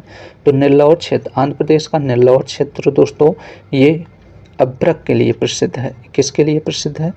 अभ्रक के लिए प्रसिद्ध है, न कि यूरेनियम के लिए। इसलिए दूसरा स्टेटमेंट इसका गलत हो जाएगा। इसका सही जवाब ऑप्शन ए हो जाएगा। केवल कथन एक सही है। ठीक, चलिए नेक्स्ट देखते हैं। निम्नलिखित में से कौन सा कर्क रेखा पर स्थित भारतीय राज्यों का पूर्व से पश्चिम की ओर सही अनुक्रम है? देखिए दोस्तों, कर्क रेखा पर स्थित भारतीय राज्यों का पूर्व से पश्चिम की ओर सही अनुक्रम की बात करें तो इसका सही जवाब ऑप्शन सी हो जाएगा। मिजोरम, त्रिपुरा, पश्चिम बंगाल और झारखंड ये सभी भारतीय राज्य कर्क रेखा पर स्थित पूर्व से पश्चिम की ओर सही अनुक्रम में है। ठीक, अच्छा, कर्क रेखा की बात करें दोस्तों, तो कर्क रेखा भारत में कुल 8 राज्यों से होकर गुजरती है। ये 8 राज्य कौन कौन से हैं? तो देखिए, गुजरात, राजस्थान, मध्य प्रदेश, छत्तीसगढ़, झारखंड, पश्चिम बंगाल, त्रिपुरा और मिजोरम है। ठीक, कर्क रेखा की सर्वाधिक लंबाई, ध्यान रखिएगा, कर्क रेखा की सर्वाधिक लंबाई मध्य प्रदेश और सबसे कम लंबाई की बात करें तो राजस्थान में पाई जाती हैं। राजस्थान में सबसे कम लंबाई पाई जाती है। ध्यान रखिएगा, कर्क रेखा की सबसे अधिक लंबाई मध्य प्रदेश में पाई जाती है, जबकि सबसे कम लंबाई राजस्थान में पाई जाती है। ठीक, माही नदी की बात करें तो माही नदी दोस्तों कर्क रेखा को 2 बार काटती है। भारत में माही नदी कर्क रेखा को 2 बार काटती है। ठीक, भारत में कर्क रेखा कुल 8 राज्यों से होकर गुजरती है और कर्क रेखा पे भारतीय राज्यों का पूर्व से पश्चिम की ओर क्रम देखेंगे तो ये मिजोरम, त्रिपुरा, पश्चिम बंगाल और झारखंड है। तो इसका सही जवाब ऑप्शन सी है। ठीक, चलिए अगला प्रश्न देखते हैं। अगला प्रश्न है, सीमा रेखा और देश दिए गए हैं, इसे मैच कराना है। इसमें बताना है इन युग्मों में से कितने युग्म सही सुमेलित हैं। तो देखिए दोस्तों, रेड क्लिफ ये भारत पाकिस्तान के मध्य सीमा निर्धारित करती है, बिल्कुल सही सुमेलित है। शून्य रेखा ये भारत बांग्लादेश के मध्य, ये भी सही सुमेलित है। मैकमोहन रेखा ये भारत चीन के मध्य। डुरंट रेखा की बात करें तो भारत अफगानिस्तान के मध्य। ये चारों सही सुमेलित हैं, तो इसका सही जवाब ऑप्शन ए हो जाएगा। ठीक, चलिए नेक्स्ट देखते हैं। धारवाड़ क्रम की चट्टानें आर्थिक दृष्टि से अत्यधिक महत्वपूर्ण है। धारवाड़ क्रम की चट्टानें कोयला निक्षेपों से परिपूर्ण है। देखिए, धारवाड़ क्रम की चट्टानों की बात करें, धारवाड़ क्रम की चट्टानें आर्थिक दृष्टि से अत्यधिक महत्वपूर्ण है, ये स्टेटमेंट बिल्कुल सही है। धारवाड़ क्रम की चट्टानों में कोयला निक्षेपों से परिपूर्ण है। देखिए, कोयला निक्षेप की बात करेंगे दोस्तों, तो ये गोंडवाना लैंड से संबंधित है। किससे? गोंडवाना लैंड से संबंधित है, न कि धारवाड़ क्रम से, इसलिए दूसरा स्टेटमेंट गलत हो जाएगा। इसका सही जवाब क्या हो जाएगा? इसका सही जवाब ऑप्शन सी हो जाएगा। ए सत्य है किंतु आर असत्य है। ठीक, कोयला निक्षेप की बात करेंगे तो गोंडवाना लैंड में कोयला पाया जाता है, न कि धारवाड़ क्रम में। ठीक, चलिए नेक्स्ट देखते हैं। यहाँ पे उष्ण जल स्रोत और उसकी अवस्थिति को दर्शाना है। आइए देखते हैं। मणिकर्ण की बात करें दोस्तों, तो मणिकर्ण ये हिमाचल प्रदेश में स्थित है। पूगा घाटी की बात करें तो पूगा घाटी लद्दाख में, और ततापानी ये उड़ीसा में, और सोहाना ये हरियाणा में स्थित है। ठीक है, अच्छा, इसे मैचिंग में देखेंगे तो इसका सही क्रम ऑप्शन ए हो जाएगा। ठीक, चलिए अगला प्रश्न देखते हैं। योथांग घाटी के संदर्भ में निम्नलिखित कथनों पर विचार कीजिए। यह नागालैंड की राजधानी कोहिमा में स्थित है। यहाँ रोडोडेंड्रॉन झाड़ियों एवं अन्य वनस्पति प्रजातियों की बहुलता पाई जाती है। कौन सा कथन सही है उसे बताना है। तो देखिए, योथांग घाटी नागालैंड की राजधानी कोहिमा में नहीं, अपितु ये सिक्किम की राजधानी गंगटक में स्थित है। कहाँ पे? सिक्किम की राजधानी गंगटक में, इसलिए पहला स्टेटमेंट इसका गलत हो जाएगा। ठीक, यहाँ रोडोडेंड्रॉन झाड़ियों एवं अन्य वनस्पतियों की बहुलता पाई जाती है, ये स्टेटमेंट बिल्कुल सही है। योथांग घाटी में रोडोडेंड्रॉन की झाड़ियाँ एवं अन्य वनस्पति प्रजातियों की बहुलता पाई जाती है, ये स्टेटमेंट बिल्कुल सही है। तो इसका सही जवाब ऑप्शन सी हो जाएगा, केवल कथन दो सही है। ठीक, अगला प्रश्न है। निम्नलिखित में से कौन सा लौह इस्पात उद्योग में आने वाली प्रमुख समस्याएं हैं? यहाँ लौह इस्पात उद्योग में आने वाली प्रमुख समस्याओं को बताना है। तो देखिए दोस्तों, लौह इस्पात उद्योग में आने वाली प्रमुख समस्याओं की बात करें तो इसमें अकुशल प्रशासन, मिनी स्टील प्लांटों की रुग्णता, कोकिंग कोल की कमी, ये सभी लौह इस्पात उद्योग में आने वाली प्रमुख समस्याएं हैं। तो इसलिए इसका सही जवाब ऑप्शन ए हो जाएगा। केवल 1, 2 और 3 कथन सही हैं। ठीक, अच्छा, कच्चे माल की पर्याप्तता की बात करें तो कच्चे माल की पर्याप्तता लौह इस्पात उद्योग की समस्या नहीं है। ठीक है, चलिए अगला प्रश्न देखते हैं। अगला प्रश्न है, निग्रो या फिर निग्रेटो प्रजाति के संदर्भ में निम्नलिखित कथनों पर विचार कीजिए। निग्रेटो प्रजाति की बात करें तो यह प्रजाति भारत में मुख्यतः अंडमान निकोबार और केरल के पहाड़ी क्षेत्रों में पाई जाती हैं, ये स्टेटमेंट बिल्कुल सही है। इस प्रजाति का रंग पीला एवं कद मध्यम आकार का होता है। तो देखिए दोस्तों, निग्रो प्रजाति का रंग की बात करें तो इस प्रजाति के लोग काले भूरे रंग के होते हैं। कैसे होते हैं? काले भूरे रंग के होते हैं। ठीक है, भूरे एवं कत्थई रंग के होते हैं, न कि पीले रंग के, इसलिए दूसरा स्टेटमेंट गलत हो जाएगा। इसका सही जवाब ऑप्शन ए हो जाएगा, केवल कथन एक सही है। चलिए नेक्स्ट देखते हैं।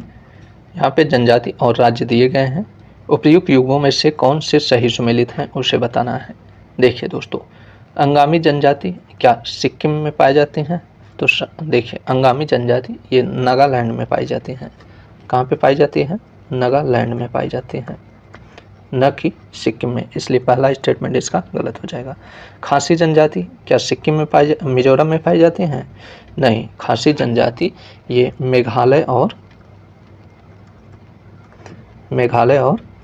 असम में पाई जाती हैं। ठीक, तो दूसरा स्टेटमेंट भी इसका गलत हो जाएगा। चकमा जनजाति ये मिजोरम में पाई जाती हैं, ये सही सुमेलित है। बैगा जनजाति ये छत्तीसगढ़ में पाई जाती है, ये भी सही सुमेलित है। तो प्रश्न में पूछा जा रहा है कितने युग्म सही कौन से युग्म सही सुमेलित हैं? तो इसमें देखिए दूसरा और तीसरा सही सुमेलित हैं, तो इसका सही जवाब ऑप्शन बी हो जाएगा। ठीक, चलिए अगला प्रश्न है, भारत में सर्वाधिक उष्णकटिबंधीय आर्द्र पर्णपाती वन पाए जाते हैं। तो क्या भारत में सर्वाधिक मात्रा में उष्णकटिबंधीय आर्द्र पर्णपाती वन पाए जाते हैं? तो इसका जवाब हो जाएगा नहीं। ठीक, भारत में सर्वाधिक मात्रा में उष्णकटिबंधीय शुष्क पर्णपाती वन पाए जाते हैं, न कि आर्द्र पर्णपाती वन। कैसा पर्णपाती वन पाए जाते हैं? शुष्क पर्णपाती वन पाए जाते हैं। आर्द्र पर्णपाती वन भारत में दूसरे स्थान पे पाए जाते हैं। ठीक, इसलिए पहला स्टेटमेंट इसका गलत हो जाएगा। दूसरे स्टेटमेंट की बात करें दोस्तों, तो साल एवं सागौन जैसे वृक्ष उष्णकटिबंधीय आर्द्र वन के प्रमुख उदाहरण हैं। तो देखिए साल और सागवान वृक्ष ये उष्णकटिबंधीय शुष्क पर्णपाती वन, किसके? शुष्क पर्णपाती वन के पाए जाते हैं। शुष्क पर्णपाती वन के प्रमुख उदाहरण है, न कि आर्द्र वन के। ठीक है, इसलिए इसका दूसरा स्टेटमेंट भी गलत है। तो इसका सही जवाब ऑप्शन डी हो जाएगा, न तो एक न ही दो कथन सही है। ठीक, चलिए नेक्स्ट क्वेश्चन देखते हैं। भारत में शीर्ष अनुसूचित जनजाति जनसंख्या वाले राज्य को अवरोही क्रम में व्यवस्थित कीजिए। तो शीर्ष जनजातियों की बताना है यहाँ पे, शीर्ष अनुसूचित जनजाति जनसंख्या वाले राज्य को और आरोही क्रम में व्यवस्थित करना है। तो आइए देखते हैं। देखिए दोस्तों, सबसे ज़्यादा जनजाति किस राज्य में पाई जाती हैं? तो मध्य प्रदेश में पाई जाती है, ये पहले स्थान पे आ जाएगा। दूसरे स्थान पे महाराष्ट्र है। तीसरे स्थान पे बात करेंगे तो ओडिशा हो जाएगा, और चौथे स्थान पे राजस्थान। ठीक, अच्छा इन्हें आरोही क्रम में दर्शाएंगे तो इसका सही जवाब ऑप्शन सी हो जाएगा। ठीक, चलिए नेक्स्ट प्रश्न है, इप्सा फंड के संदर्भ में निम्नलिखित कथनों में से कौन सा सही है? इसकी स्थापना 2004 में हुई थी। इसका उद्देश्य कार्बन उत्सर्जन में कमी और पर्यावरण संरक्षण में सहयोग करना है। कौन सा सही है इसे बताना है। तो देखिए दोस्तों, इप्सा फंड की बात करें तो इप्सा फंड भारत, ब्राज़ील और दक्षिण अफ्रीका द्वारा स्थापित गरीबी और भूखमरी कोष है। ठीक, जिसमें भारत 1 मिलियन अमेरिकी डॉलर का योगदान दिया है। ठीक, और इप्सा फंड की स्थापना वर्ष 2004 में हुई है। ये स्टेटमेंट बिल्कुल सही है। इसका उद्देश्य कार्बन उत्सर्जन में कमी और पर्यावरण संरक्षण में सहयोग करना नहीं है, अपितु इसका उद्देश्य गरीबी और भूखमरी को कम करना है। इसका क्या उद्देश्य है? इप्सा फंड का उद्देश्य क्या है? गरीबी और भूखमरी को कम करना है। ठीक है, तो इसका दूसरा स्टेटमेंट गलत हो जाएगा। इसका सही जवाब ऑप्शन डी हो जाएगा, केवल कथन एक सही है। ठीक, चलिए अगला प्रश्न देखते हैं। वर्ष 1963 से प्रतिवर्ष जर्मनी में म्यूनिक सुरक्षा सम्मेलन आयोजित किया जाता है। म्यूनिक सुरक्षा सम्मेलन अंतर्राष्ट्रीय सुरक्षा नीति पर संवाद करने वाला दुनिया का एक अग्रणी मंच है। ये दोनों स्टेटमेंट सही है, दोनों एक दूसरे की व्याख्या भी करते हैं। इसका सही जवाब ऑप्शन ए हो जाएगा। ए आर दोनों सत्य हैं, आर एक ही सही व्याख्या करता है। ठीक, अगला प्रश्न है, यहाँ पे व्यक्ति और उनकी नियुक्ति को दर्शाना है। आइए देखते हैं। देखिए दोस्तों, नवाब सलाम की बात करें तो नवाब सलाम ये अंतर्राष्ट्रीय न्यायालय के अध्यक्ष नियुक्त किए गए हैं। सलील पारेख की बात करें तो Salil Parekh USA India strategic fund and partnership forum के निदेशक मंडल में शामिल हुए हैं। सलील पारेख ये USA India strategic and partnership forum के निदेशक मंडल में शामिल हुए हैं। और ओल्जास बेक्टिनोव की बात करें तो ओल्जास बेक्टिनोव ये कजाकिस्तान के प्रधानमंत्री बने हैं। ठीक, मियो ओका की बात करें तो ये एशियाई विकास बैंक की भारत के लिए देश निदेशक नियुक्त हुए हैं। ठीक, तो इसको मैचिंग में देखेंगे तो इसका सही जवाब ऑप्शन डी हो जाएगा। चलिए नेक्स्ट देखते हैं। रिपोर्ट सूचकांक और जारी करने वाला संस्थान दिया है, इसमें बताना है कौन से युग्म सही सुमेलित हैं। ठीक, मानव विकास रिपोर्ट की बात करें तो मानव विकास रिपोर्ट ये संयुक्त राष्ट्र विकास कार्यक्रम के द्वारा जारी किया जाता है, तो बिल्कुल सही है। भारत विकास रिपोर्ट नीति आयोग के द्वारा जारी किया जाता है, तो देखिए दोस्तों नीति आयोग के द्वारा भारत नवाचार रिपोर्ट जारी किया जाता है। कौन सा रिपोर्ट? भारत नवाचार रिपोर्ट जारी किया जाता है, ठीक है, न कि भारत विकास रिपोर्ट, इसलिए दूसरा स्टेटमेंट, दूसरा युग्म गलत हो जाएगा, ठीक है। वैश्विक विनिर्माण सूचकांक ये विश्व आर्थिक मंच के द्वारा जारी किया जाता है, तो बिल्कुल सही है। उत्सर्जन अंतर रिपोर्ट ये संयुक्त राष्ट्र पर्यावरण कार्यक्रम के द्वारा जारी किया जाता है, तो ये भी युग्म सही है। तो कौन से युग्म सही सुमेलित हैं? तो पहला, तीसरा और चौथा सही सुमेलित हैं। इसका सही जवाब ऑप्शन ए हो जाएगा, ठीक। चलिए नेक्स्ट देखते हैं।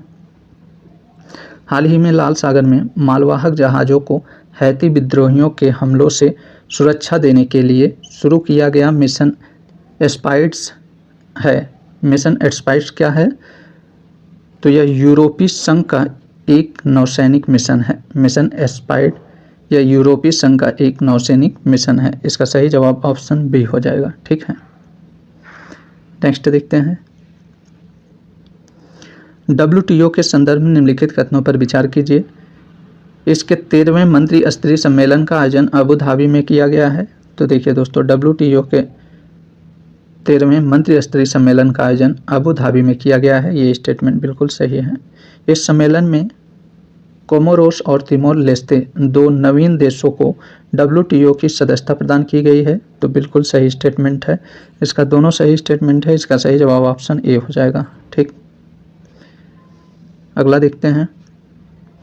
हाल ही में खाद्य सुरक्षा एवं पोषण का क्षेत्रीय अवलोकन 2023 सांख्यिकी व प्रवृत्ति नामक रिपोर्ट निम्नलिखित में से किस संस्था द्वारा जारी की गई है? तो यह रिपोर्ट दोस्तों संयुक्त राष्ट्र खाद्य कृषि संगठन के द्वारा जारी की गई है। इसका सही जवाब ऑप्शन सी हो जाएगा। चलिए नेक्स्ट देखते हैं। अगालेगा द्वीप के संदर्भ में निम्नलिखित कथनों पर विचार कीजिए। यह अरब सागर में मूंगा चट्टानों से बना द्वीप है। तो देखिए दोस्तों, अगालेगा द्वीप ये अरब सागर में नहीं है, अपितु ये हिंद महासागर में स्थित है। कहाँ पे स्थित है? हिंद महासागर में स्थित है, न कि अरब सागर में, इसलिए पहला स्टेटमेंट इसका गलत हो जाएगा। दूसरे स्टेटमेंट की बात करें तो भारत और मॉरिशस ने संयुक्त रूप से यहाँ एक हवाई पट्टी का उद्घाटन किया है, तो ये स्टेटमेंट बिल्कुल सही है। तो इसका सही जवाब देखेंगे तो इसका सही जवाब ऑप्शन बी हो जाएगा, केवल कथन 2 सही है, ठीक। अगालेगा द्वीप की बात करें दोस्तों, तो अगालेगा द्वीप हिंद महासागर में एक मूंगा चट्टानों से बना द्वीप है। इस द्वीप पर मॉरिशस द्वारा शासित, यह द्वीप मॉरिशस द्वारा शासित है और भारत द्वारा विभिन्न उद्देश्यों के लिए इसका उपयोग किया जाता है, ठीक है। इसीलिए भारत और मॉरिशस ने संयुक्त रूप से यहाँ पर एक हवाई पट्टी का उद्घाटन किया है हाल ही में, ठीक। तो इसका सही जवाब ऑप्शन बी हो जाएगा, केवल कथन 2 सही है, ठीक है। चलिए अगला प्रश्न देखते हैं। संयुक्त सैन्य अभ्यास के संदर्भ में निम्नलिखित में से कौन से जोड़े सही सुमेलित है उसे बताना है। आइए देखते हैं। लामितीय 2024 संयुक्त सैन्य अभ्यास ये भारतीय सैन्य दल तथा सेशल्स रक्षा बल के द्वारा आयोजित किया गया है, तो बिल्कुल सही स्टेटमेंट है, ठीक है। टाइगर ट्राइम्स 2024 ये भारत और अमेरिका के मध्य आयोजित किया गया है, ये भी जोड़ा सही है। सी डिफेंस 2024 ये भारतीय तटरक्षक बल और यूनाइटेड स्टेट कोस्ट गार्ड के द्वारा आयोजित किया गया है, ये भी सही है।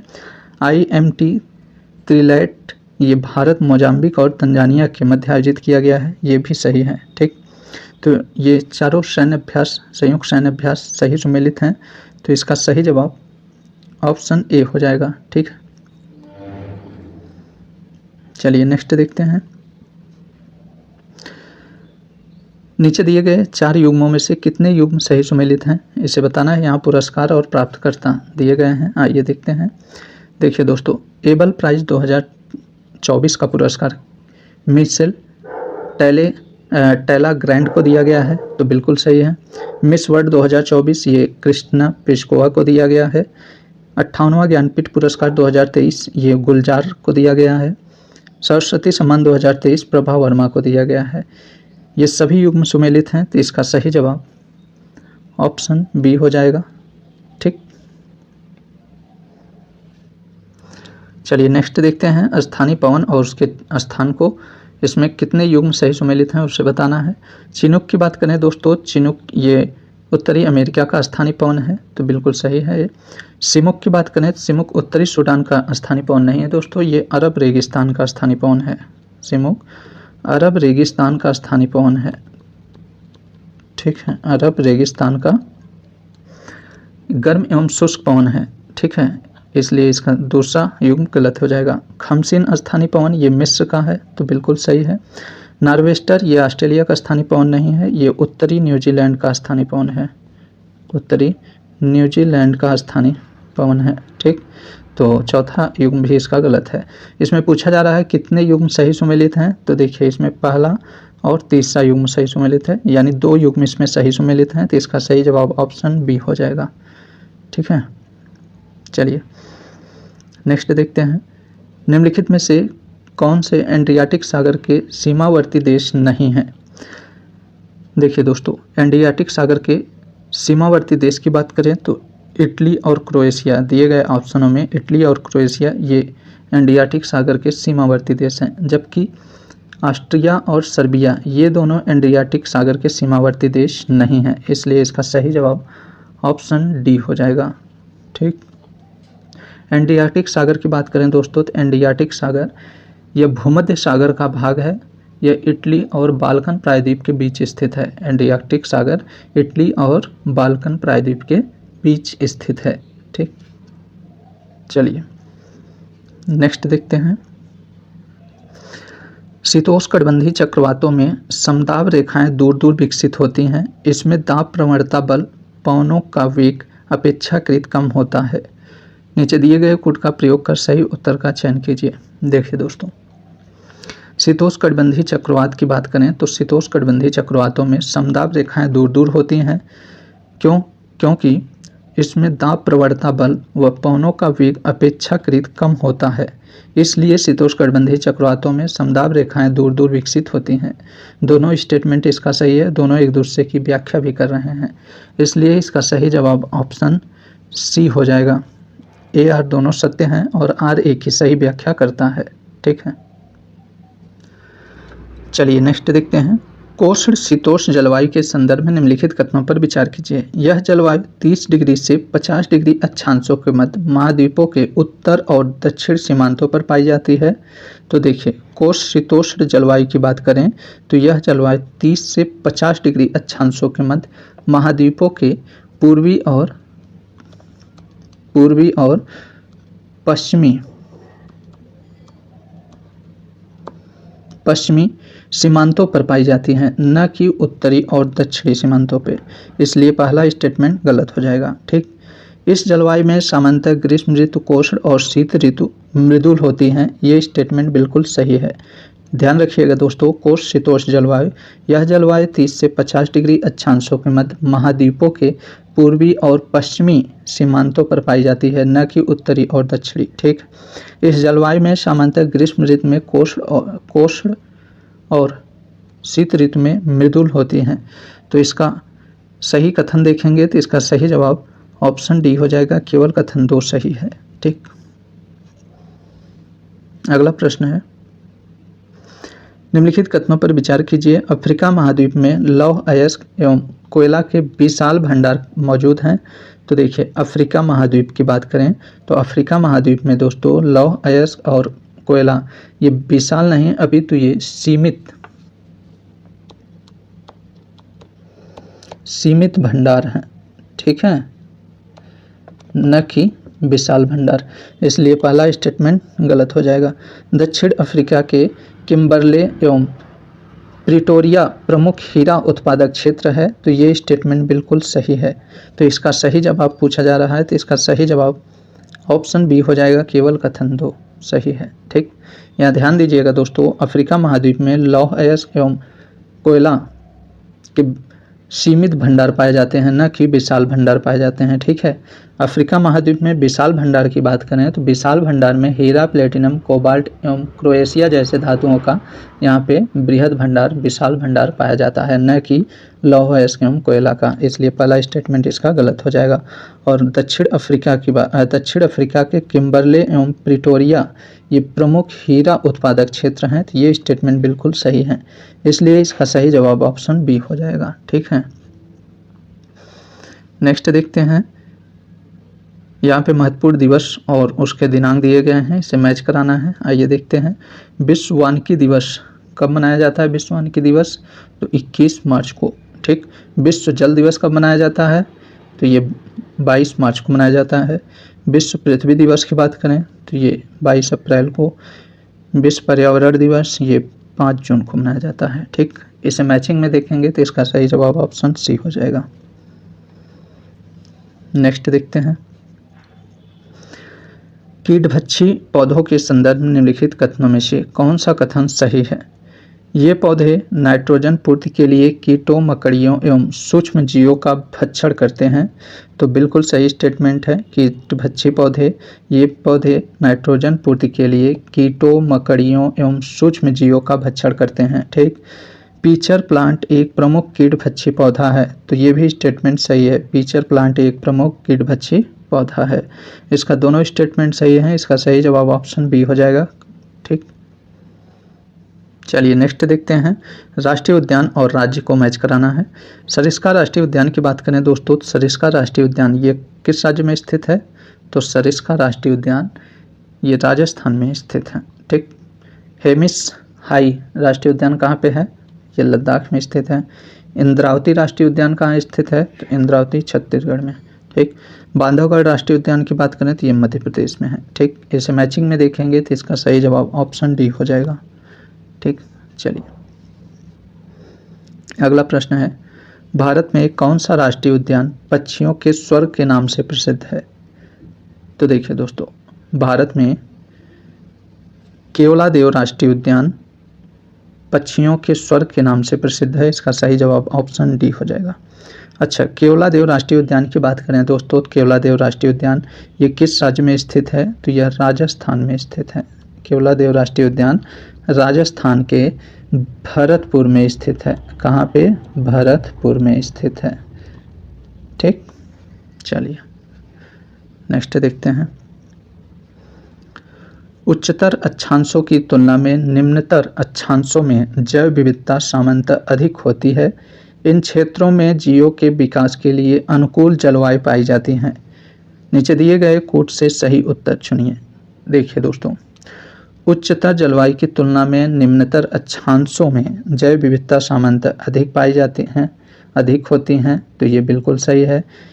क्यों? क्योंकि इन क्षेत्रों में जीवों के विकास के लिए अनुकूल जलवायु पाई जाती हैं, इसलिए उच्चतर अक्षांशों की तुलना में निम्नतर अक्षांशों में जैव विविधता सामान्यतः अधिक होती है।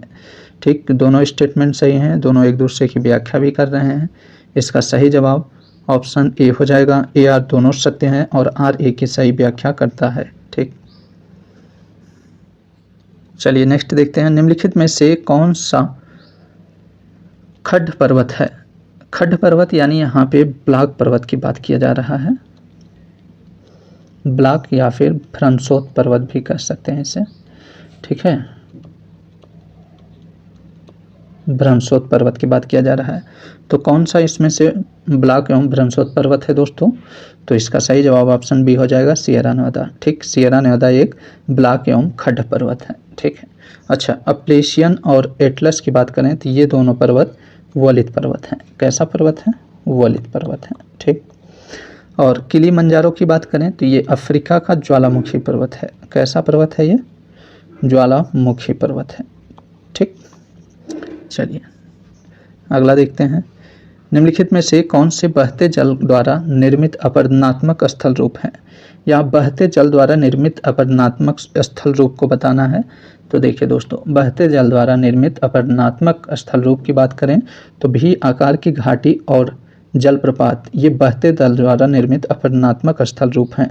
इसलिए इसका सही जवाब ऑप्शन बी हो जाएगा।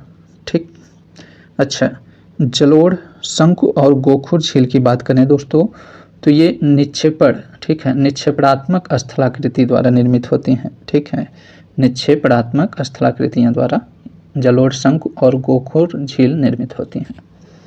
चलिए अगला प्रश्न है, निम्नलिखित कथनों पर विचार कीजिए। मिस्ट्रल कनाडा संयुक्त राज्य अमेरिका में चलने वाली ठंडी स्थानीय पवन है। तो देखिए दोस्तों, मिस्ट्रल ये पवन फ्रांस के ऊपर, कहाँ पे? फ्रांस के ऊपर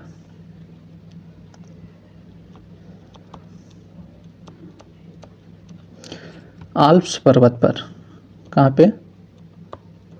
आल्प्स पर्वत पर, आल्प्स पर्वत से उत्पन्न होकर भूमध्य सागर तक चलने वाली ठंडी हवा है, न कि कनाडा और संयुक्त राज्य अमेरिका में चलने वाली ठंडी हवा। इसलिए पहला स्टेटमेंट गलत हो जाएगा। ध्यान रखिएगा, मिस्ट्रल, देखिए मिस्ट्रल फ्रांस के ऊपर आल्प्स पर्वत से उत्पन्न होकर भूमध्य सागर तक चलने वाली ठंड हवा है, न कि कनाडा एवं संयुक्त राज्य अमेरिका में चलने वाली ठंड हवा। इसलिए पहला स्टेटमेंट गलत है। दूसरे स्टेटमेंट की बात करें, फान ये आल्प्स की घाटियों में चलने वाली गर्म पवन है, तो ये बिल्कुल सही है। सिरोको ये इटली में रक्त वर्षा कराती है, तो ये भी स्टेटमेंट सही है। इसका सही जवाब क्या हो जाएगा? इसमें पूछा जा रहा है कौन सा कथन सही है, तो देखिए दूसरा तीसरा सही है, तो इसका सही जवाब ऑप्शन बी हो जाएगा। ठीक, नेक्स्ट देखते हैं, निम्नलिखित में से कौन सी नदी अमेरिका एवं मैक्सिको की सीमा बनाती है?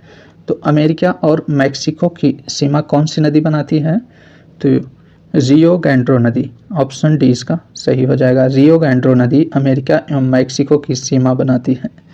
ठीक, चलिए अगला प्रश्न है, निम्नलिखित अंतर्राष्ट्रीय पर्यावरण सम्मेलन एवं संधियों को उनके कालानुक्रम व्यवस्थित करें। देखिए रियो सम्मेलन की बात करें, रियो सम्मेलन ये 1993 में, और मॉन्ट्रियल सम्मेलन की बात करें दोस्तों, मॉन्ट्रियल सम्मेलन 1987 में। स्टॉकहोम सम्मेलन कब आयोजित किया गया? 1972 में। ठीक, कोपेनहेग सम्मेलन की बात करें 2009 में। ठीक, अच्छा इन्हें कालानुक्रम में व्यवस्थित करेंगे तो सबसे पहले स्टॉकहोम सम्मेलन आ जाएगा, उसके बाद मॉन्ट्रियल सम्मेलन दूसरे स्थान पे आ जाएगा, फिर उसके बाद रियो सम्मेलन, फिर लास्ट में कोपेन सम्मेलन आ जाएगा। तो इसको सही जवाब ऑप्शन सी हो जाएगा। ठीक है, चलिए नेक्स्ट देखते हैं, मानव एवं जैवमंडल कार्यक्रम के संदर्भ में निम्नलिखित कथनों पर विचार कीजिए। यह एक अंतर सरकारी वैज्ञानिक कार्यक्रम है जिसे यूनेस्को द्वारा वर्ष 1972 में शुरू किया गया था। तो देखिए मानव एवं जैवमंडल कार्यक्रम यह एक अंतर सरकारी वैज्ञानिक कार्यक्रम है, इतनी लाइन तो बिल्कुल सही है। इसे यूनेस्को द्वारा वर्ष 1972 में नहीं अपितु 1971 में शुरू किया गया था। कब शुरू किया गया था? 1971 में। इसलिए पहला स्टेटमेंट गलत हो जाएगा। ठीक, दूसरे स्टेटमेंट की बात करें तो यह मानव को पर्यावरण एवं जैव विविधता को संतुलित करने की तकनीकी सहायता प्रदान करता है, तो ये स्टेटमेंट बिल्कुल सही है। तो इसका सही जवाब ऑप्शन सी हो जाएगा, केवल कथन 2 सही है। ठीक है, नेक्स्ट है, निम्नलिखित पर विचार कीजिए, carbon dioxide, nitrogen oxide, ozone gas और सल्फर डाइऑक्साइड उपयुक्त में से किसकी या किनकी अधिकता होने से अम्ल वर्षा होती है? तो देखिए अम्ल वर्षा की बात करें दोस्तों, तो अम्ल वर्षा कार्बन डाइऑक्साइड, नाइट्रोजन ऑक्साइड और सल्फर डाइऑक्साइड की अधिकता होने से अम्ल वर्षा होती है। इसलिए इसका सही जवाब ऑप्शन डी हो जाएगा। ठीक, इसमें ओजोन गैस की कोई भूमिका नहीं होती है, इसलिए ओजोन गैस का इसमें कोई भूमिका नहीं है अम्ल वर्षा में। ठीक, अम्ल वर्षा किसे कहते हैं दोस्तों? तो अम्ल वर्षा जब वर्षा का पीएच मान 5.6 से कम हो, 5.6 से कम हो तो उसे अम्लीय वर्षा कहते हैं, अम्ल वर्षा कहते हैं। ठीक, चलिए नेक्स्ट देखते हैं, निम्नलिखित कथनों पर विचार कीजिए। अभ्यारण्य में वन जीवों तथा अन्य जीवों के आवागमन एवं चारण पर प्रतिबंध होता है। तो देखिए दोस्तों, अभ्यारण्य में वन जीवों तथा अन्य जीवों के आवागमन एवं चारण में कोई प्रतिबंध नहीं होता है, कोई प्रतिबंध नहीं होता है। ठीक, इसलिए पहला स्टेटमेंट गलत हो जाएगा। राष्ट्रीय उद्यानों के साथ साथ वन्यजीव अभ्यारण्य की घोषणा राज्य सरकार द्वारा की जाती है, तो ये स्टेटमेंट बिल्कुल सही है। चाहे राष्ट्रीय उद्यान हो या वन्यजीव अभ्यारण्य हो, इसकी घोषणा राज्य सरकार द्वारा की जाती है। ठीक, तो इसका सही जवाब देखेंगे तो इसका सही जवाब ऑप्शन सी हो जाएगा, केवल कथन 2 सही है। ठीक, नेक्स्ट देखते हैं, पर्यावरण अधिनियम और उसके स्थापना वर्ष दिए गए हैं। इसमें सही सुमेलित करना है। आइए देखते हैं। जल प्रदूषण निवारण और नियंत्रण अधिनियम, इसकी स्थापना कभी हुई थी? तो इसकी स्थापना 1974 में हुई थी। वायु प्रदूषण निवारण और नियंत्रण अधिनियम, इसकी स्थापना 1981 में हुई थी। वन संरक्षण अधिनियम की बात करें दोस्तों, वन संरक्षण अधिनियम 1980 में और पर्यावरण संरक्षण अधिनियम 1986 में स्थापित हुई थी। ठीक, इसको मैचिंग में देखेंगे तो इसका सही जवाब ऑप्शन ए हो जाएगा। ठीक, चलिए अगला देखते हैं। प्रवाल भित्तियों के संदर्भ में निम्नलिखित कथनों पर विचार कीजिए। ये शीतोष्णकटिबंधीय महासागरों में 100 से 150 फीट की गहराई में पाई जाती हैं। तो देखिए दोस्तों, प्रवाल भित्तियाँ शीतोष्णकटिबंधीय महासागरों में 200 से 250 फीट गहराई में पाई जाती है, न कि 100 से 150। इसलिए पहला स्टेटमेंट गलत हो जाएगा। दूसरे स्टेटमेंट की बात करें तो भारत में अधिकांश प्रवाल भित्ति अंडमान निकोबार द्वीप समूह एवं लक्षद्वीप समूह में पाई जाती हैं। तो ये स्टेटमेंट बिल्कुल सही है। ठीक, इसमें पूछा जा रहा है दोस्तों, उपयुक्त कथनों में से कौन सा कथन सही नहीं है? जो सही नहीं है उसे बताना है यहाँ पे। तो इसका सही जवाब ऑप्शन ए हो जाएगा, केवल एक कथन जो सही नहीं है। प्रवाल भित्ति ये शीतोष्णकटिबंधीय महासागरों में 200 से 250 फीट की गहराई में पाई जाती हैं, न कि 100 से 150 फीट है। ठीक, और भारत में प्रवाल भित्तियों की बात करें तो भारत में प्रवाल भित्तियाँ अंडमान निकोबार द्वीप समूह और लक्षद्वीप समूह में पाई जाती हैं। ठीक, ये स्टेटमेंट बिल्कुल सही है। अगला प्रश्न देखते हैं। यहाँ पे मरुस्थल और देश दिए गए हैं, इसे मैच कराना है। आइए देखते हैं। रब उल खाली मरुस्थल किस देश में स्थित है? तो रब उल खाली मरुस्थल ये सऊदी अरब में है। मोजावे मरुस्थल कहाँ पाया जाता है? संयुक्त राज्य अमेरिका में। काराकुम मरुस्थल ये तुर्कमेनिस्तान में। और दस्त ए कबीर की बात करें तो ये ईरान में। इसका सही जवाब ऑप्शन बी हो जाएगा। ठीक, नेक्स्ट देखते हैं। बुशमैन जनजाति के संदर्भ में निम्नलिखित कथनों पर विचार कीजिए। यह जनजाति कालाहारी मरुस्थल में पाई जाती हैं। तो बिल्कुल सही स्टेटमेंट है, बुशमैन जनजाति कालाहारी मरुस्थल में पाई जाती हैं। ठीक, इस जनजाति के लोग शुद्ध शाकाहारी होते हैं। तो देखिए, इस जनजाति के लोग सर्वभक्षी होते हैं, सर्वभक्षी होते हैं, न कि शुद्ध शाकाहारी। इसलिए दूसरा स्टेटमेंट गलत हो जाएगा। तो इसका सही जवाब देखेंगे तो इसका सही जवाब ऑप्शन ए हो जाएगा, केवल कथन एक सही है। बुशमैन जनजाति ये कालाहारी मरुस्थल में पाई जाती हैं। ये जनजातियां सर्वभक्षी होती हैं, न कि शुद्ध शाकाहारी। ठीक है, नेक्स्ट देखते हैं। इसमें लौह एवं इस्पात संयंत्र और सहयोगी देश दिए गए हैं। इनमें से कितने युग्म सही सुमेलित हैं उसे बताना है। भिलाई लौह एवं इस्पात संयंत्र की बात करें तो ये सोवियत संघ रूस के सहयोग से स्थापित किया गया था। तो बिल्कुल सही है। दुर्गापुर संयंत्र की बात करें तो ये ब्रिटेन के सहयोग से। राउरकेला की बात करें तो ये पश्चिमी जर्मनी के सहयोग से। बोकारो की बात करें दोस्तों तो बोकारो फ्रांस के सहयोग से नहीं, अपितु ये सोवियत संघ, पूर्व सोवियत संघ के सहयोग से, सोवियत संघ के सहयोग से स्थापित किया गया था, न कि फ्रांस के। ये चौथा इसका युग्म गलत हो जाएगा। ठीक, इसमें पूछा जा रहा है कितने युग्म सही सुमेलित हैं। तो देखिए, पहला, दूसरा और तीसरा सही सुमेलित हैं। तो इसमें कुल 3 युग्म सही सुमेलित हैं। इसका सही जवाब ऑप्शन सी हो जाएगा। ठीक, अच्छा, भिलाई लौह एवं इस्पात संयंत्र की बात करें दोस्तों तो ये छत्तीसगढ़ में स्थित है। कहाँ पे स्थित है? छत्तीसगढ़ में। किसके सहयोग से इसे स्थापित किया गया है? तो सोवियत संघ रूस के। दुर्गापुर की बात करें, ये किस राज्य में है? तो ये पश्चिम बंगाल में, यानी वेस्ट बंगाल में स्थित है, पश्चिम बंगाल में। ठीक, किसके सहयोग से इसे स्थापित किया गया है? ब्रिटेन के सहयोग से। राउरकेला की बात करें तो राउरकेला दोस्तों ये उड़ीसा में स्थित है। किस राज्य में है राउरकेला लौह एवं इस्पात संयंत्र? ये उड़ीसा में है। किसके सहयोग से इसे स्थापित किया गया? पश्चिमी जर्मनी से। ठीक, बोकारो की बात करें तो बोकारो ये झारखंड में स्थित है। कहाँ पे? झारखंड में। और किसके सहयोग से बोकारो को स्थापित किया गया था? पूर्व सोवियत संघ के सहयोग से। इतने पॉइंट को याद रखिएगा। चलिए नेक्स्ट है। मिचोंग चक्रवात के संदर्भ में निम्नलिखित कथनों पर विचार कीजिए। यह एक शीतोष्णकटिबंधीय चक्रवात है। तो देखिए, मिचोंग चक्रवात एक उष्णकटिबंधीय चक्रवात है। कैसा चक्रवात है? उष्णकटिबंधीय चक्रवात, उष्णकटिबंधीय चक्रवात है, न कि शीतोष्णकटिबंधीय, इसलिए पहला स्टेटमेंट गलत हो जाएगा। दूसरे स्टेटमेंट की बात करें, इसका नामकरण चीन द्वारा किया गया है, तो इसका नामकरण दोस्तों म्यांमार द्वारा किया गया है, न कि चीन द्वारा। किसके द्वारा किया गया? म्यांमार द्वारा। तो इसका दोनों स्टेटमेंट गलत है, इसका सही जवाब ऑप्शन डी हो जाएगा। ठीक, नेक्स्ट देखते हैं। नोक्टिलूसेंट बादल के संदर्भ में निम्नलिखित कथनों पर विचार कीजिए। ये बादल मध्यमंडल में विकसित होते हैं जो समताप मंडल से भी ऊपर स्थित होते हैं, तो बिल्कुल सही है। ये आमतौर पर गर्मियों में सूर्यास्त के बाद देखे जाते हैं, ये भी सही स्टेटमेंट है। उपयुक्त कथनों में से कौन सा सही सुमेलित है? दोनों सुमेलित हैं, इसका सही जवाब ऑप्शन सी हो जाएगा।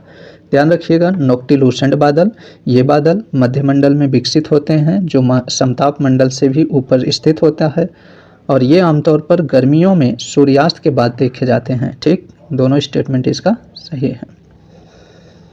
अगला प्रश्न है, डोकलाम क्षेत्र निम्नलिखित में से किन देशों के मध्य विवाद का कारण है? तो डोकलाम क्षेत्र ये चीन और भूटान के मध्य विवाद का कारण है, इसका सही जवाब ऑप्शन डी हो जाएगा। ठीक, अगला प्रश्न है, शुक्र ग्रह के संदर्भ में निम्नलिखित कथनों पर विचार कीजिए। यह द्रव्यमान एवं आकार में पृथ्वी के समान है, तो बिल्कुल सही स्टेटमेंट है। शुक्र ग्रह ये द्रव्यमान एवं आकार में पृथ्वी के समान है, इसीलिए तो इसे पृथ्वी का बहन कहा जाता है। ठीक, दूसरे स्टेटमेंट की बात करें, इसमें सूर्य के प्रकाश को 70% परावर्तित इसमें सूर्य के प्रकाश को 70% परावर्तित करने की क्षमता है, तो ये भी बिल्कुल सही स्टेटमेंट है। शुक्र ग्रह सूर्य के प्रकाश के 70% परावर्तित करने की क्षमता है, इसीलिए तो सौरमंडल का सर्वाधिक चमकीला ग्रह शुक्र को कहा जाता है। ठीक, दूसरा भी स्टेटमेंट इसका सही है। तीसरे स्टेटमेंट की बात करें तो इस पर सक्रिय ज्वालामुखी पाए जाते हैं, तो ये भी कथन सही है। शुक्र ग्रह पर सक्रिय ज्वालामुखी पाए जाते हैं, जिसके कारण इसके वायुमंडल में सल्फर डाइऑक्साइड के घने बादल पाए जाते हैं। ठीक, तीनों स्टेटमेंट इसका सही है। इसका सही जवाब देखेंगे तो इसका सही जवाब ऑप्शन डी सही हो जाएगा। कथन 1, 2 और 3 सही हैं। ठीक, नेक्स्ट देखते हैं, निम्नलिखित ज्वालामुखियों पर विचार कीजिए। उपयुक्त में से कितने मृत ज्वालामुखी के उदाहरण हैं? इक्वेडोर का चिम्बराजो, तंजानिया का किलिमंजारो, म्यांमार का माउंट पोपा और ईरान का दामबंद, ये सभी दोस्तों मृत ज्वालामुखी के उदाहरण हैं, तो इसलिए इसका सही जवाब ऑप्शन डी हो जाएगा। ठीक, मृत ज्वालामुखी की बात करें दोस्तों, तो मृत ज्वालामुखी ऐसे ज्वालामुखी को कहते हैं जिसमें विस्फोट प्रायः बंद हो जाती हैं और भविष्य में कोई विस्फोट होने की संभावना नहीं होती है, उसे मृत ज्वालामुखी कहा जाता है। ठीक, मृत ज्वालामुखी, ठीक, इक्वाडोर का चिम्बराजो है, तंजानिया का किलिमंजारो है, म्यांमार का माउंट पोपा है और ईरान का दामबंद है, ये सभी मृत ज्वालामुखी पर्वत हैं। ठीक, चलिए अगला प्रश्न देखते हैं। भूमध्य सागर दक्षिण में कौन से महाद्वीप से घिरा है? तो भूमध्य सागर दोस्तों दक्षिण में ये अफ्रीका महाद्वीप से घिरा है, इसका सही जवाब ऑप्शन बी हो जाएगा। अच्छा, उत्तर में बात करें दोस्तों, तो उत्तर में ये यूरोप से जुड़ा है, उत्तर में ये यूरोप से जुड़ा है, और पूर्व की बात करें तो पूर्व में यह एशिया से जुड़ा है। ठीक, इसे भी जानते रहिए। चलिए नेक्स्ट देखते हैं, अरावली पर्वत के संदर्भ में निम्नलिखित कथनों पर विचार कीजिए। अरावली पर्वत विश्व का सबसे प्राचीन मोड़दार पर्वत है, तो बिल्कुल सही है। अरावली पर्वत यह विश्व का सबसे प्राचीन मोड़दार पर्वत है। ठीक है, जो अब यह अवशिष्ट पर्वत के रूप में विद्यमान है। ठीक, इस पर्वत का निर्माण धारवाड़ काल में हुआ है, ये भी सही है। ठीक, इसका सही जवाब ऑप्शन डी हो जाएगा, दोनों कथन सही है। चलिए नेक्स्ट देखते हैं, प्रधानमंत्री नरेंद्र मोदी ने उत्तर प्रदेश के किस जिले में श्री कल्की धाम मंदिर का शिलान्यास किया? तो श्री कल्की धाम मंदिर का शिलान्यास दोस्तों संभल जिले में किया गया है, उत्तर प्रदेश के संभल जिले में इसका शिलान्यास किया गया है। नेक्स्ट है, Uttar Pradesh defence industrial corridor के संदर्भ में निम्नलिखित कथनों पर विचार कीजिए। उत्तर प्रदेश एक्सप्रेसवे औद्योगिक विकास प्राधिकरण इस परियोजना का क्रियान्वयन नोडल एजेंसी है, तो ये बिल्कुल सही है। इसमें बुंदेलखंड क्षेत्र के चित्रकूट, यहाँ जिले होना चाहिए, राज्य लिख दिया है। ठीक, चित्रकूट जिले को चिन्हित किया गया है, तो ये भी स्टेटमेंट बिल्कुल सही है। ठीक, ठीक है, ये मिसप्रिंट है, इसे स्टेटमेंट गलत मत समझिएगा। ठीक है, चित्रकूट जिले को चिन्हित किया गया है, तो इसका दोनों स्टेटमेंट सही है दोस्तों। तो इसका सही जवाब ऑप्शन सी हो जाएगा। कथन 1 और 2 दोनों सही हैं। ठीक, चलिए अगला प्रश्न देखते हैं। हाल ही में निम्नलिखित में से किसके द्वारा भारत की पहली हाइपर वेलोसिटी विस्तार सुरंग परीक्षण सुविधा का विकास किया गया है? तो किसके द्वारा भारत की पहली हाइपर वेलोसिटी विस्तार सुरंग परीक्षण सुविधा का विकास किया गया है दोस्तों? तो यह IIT कानपुर के द्वारा। ठीक, इसका सही जवाब ऑप्शन ए हो जाएगा। नेक्स्ट देखते हैं। डॉक्टर राजेंद्र प्रसाद राष्ट्रीय विधि विश्वविद्यालय के संदर्भ में निम्नलिखित कथनों पर विचार कीजिए। प्रधानमंत्री नरेंद्र मोदी द्वारा इस विश्वविद्यालय का उद्घाटन प्रयागराज में किया गया। तो देखिए, डॉक्टर राजेंद्र प्रसाद राष्ट्रीय विधि विश्वविद्यालय, इसका उद्घाटन दोस्तों मुख्य न्यायमूर्ति, माफ करिएगा, यहाँ पे मुख्य न्यायाधीश होगा, मुख्य न्यायाधीश DY चंद्रचूड़ के द्वारा। किसके द्वारा? DY चंद्रचूड़ के द्वारा प्रयागराज में किया गया था, न कि प्रधानमंत्री नरेंद्र मोदी के द्वारा, इसलिए पहला स्टेटमेंट गलत हो जाएगा। इसकी स्थापना वर्ष 2020 में की गई थी, तो ये स्टेटमेंट बिल्कुल सही है। इसका सही जवाब ऑप्शन बी हो जाएगा, केवल कथन 2 सही है। ठीक, अगला प्रश्न है। मुख्यमंत्री युवा उद्यमी विकास अभियान योजना के संदर्भ में निम्नलिखित कथनों पर विचार कीजिए। इस योजना के तहत राज्य सरकार का लक्ष्य प्रतिवर्ष 1 लाख युवा उद्यमियों को 5 लाख रुपए तक की परियोजनाओं के लिए ब्याज मुक्त ऋण प्रदान करना है। ये स्टेटमेंट बिल्कुल सही है। इसके लिए वित्तीय वर्ष 2024-25 के बजट में 1000 करोड़ रुपए का आवंटन दिया गया है। ये भी स्टेटमेंट सही है। इसका दोनों स्टेटमेंट बिल्कुल सही है। इसका सही जवाब ऑप्शन सी हो जाएगा। दोनों कथन इसका सही है। ठीक, अगला प्रश्न देखते हैं। निम्नलिखित में से किस योजना को उत्तर प्रदेश सरकार द्वारा सर्वाधिक बजट आवंटित किया गया? तो देखिए दोस्तों, जल जीवन मिशन योजना को उत्तर प्रदेश सरकार द्वारा सर्वाधिक बजट आवंटित किया गया है। इसका सही जवाब ऑप्शन डी हो जाएगा। चलिए नेक्स्ट देखते हैं। उत्तर प्रदेश बजट 2024-25 के संदर्भ में निम्नलिखित कथनों पर विचार कीजिए। कुल 7,36,437.71 करोड़ रुपए का बजट प्रस्तुत किया गया है। प्रदेश का राजकोषीय घाटा सकल राज्य घरेलू उत्पाद का 3.46% लक्षित है। ये दोनों स्टेटमेंट इसका सही है दोस्तों। इसका सही जवाब ऑप्शन सी हो जाएगा। यहाँ ध्यान रखिएगा दोस्तों, उत्तर प्रदेश बजट 2024-25 की बात किया जा रहा है। बजट 2024-25 के अनुसार कुल बजट 7,36,437.71 करोड़ रुपए का बजट प्रस्तुत किया गया है और प्रदेश का राजकोषीय सकल राज्य घरेलू उत्पाद का 3.46% लक्षित है। ठीक, दोनों स्टेटमेंट इसका सही है।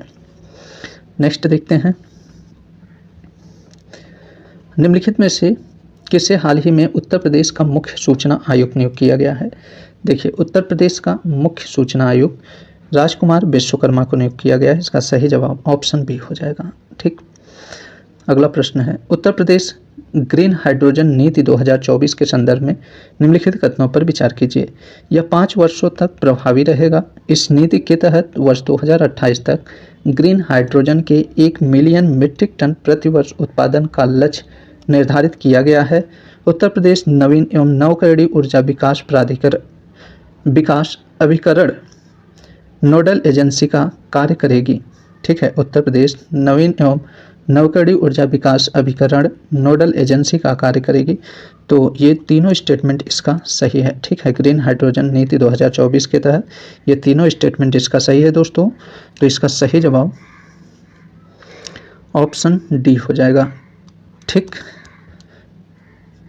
चलिए नेक्स्ट देखते हैं। हाल ही में दक्षिण एशिया में निजी क्षेत्र का सबसे बड़ा गोला बारूद और मिसाइल कॉम्प्लेक्स निम्नलिखित में से किस राज्य में स्थापित किया गया है? तो दक्षिण एशिया में निजी क्षेत्र का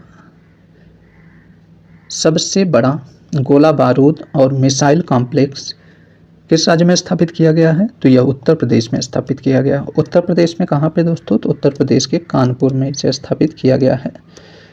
ठीक, तो इसका सही जवाब ऑप्शन ए हो जाएगा।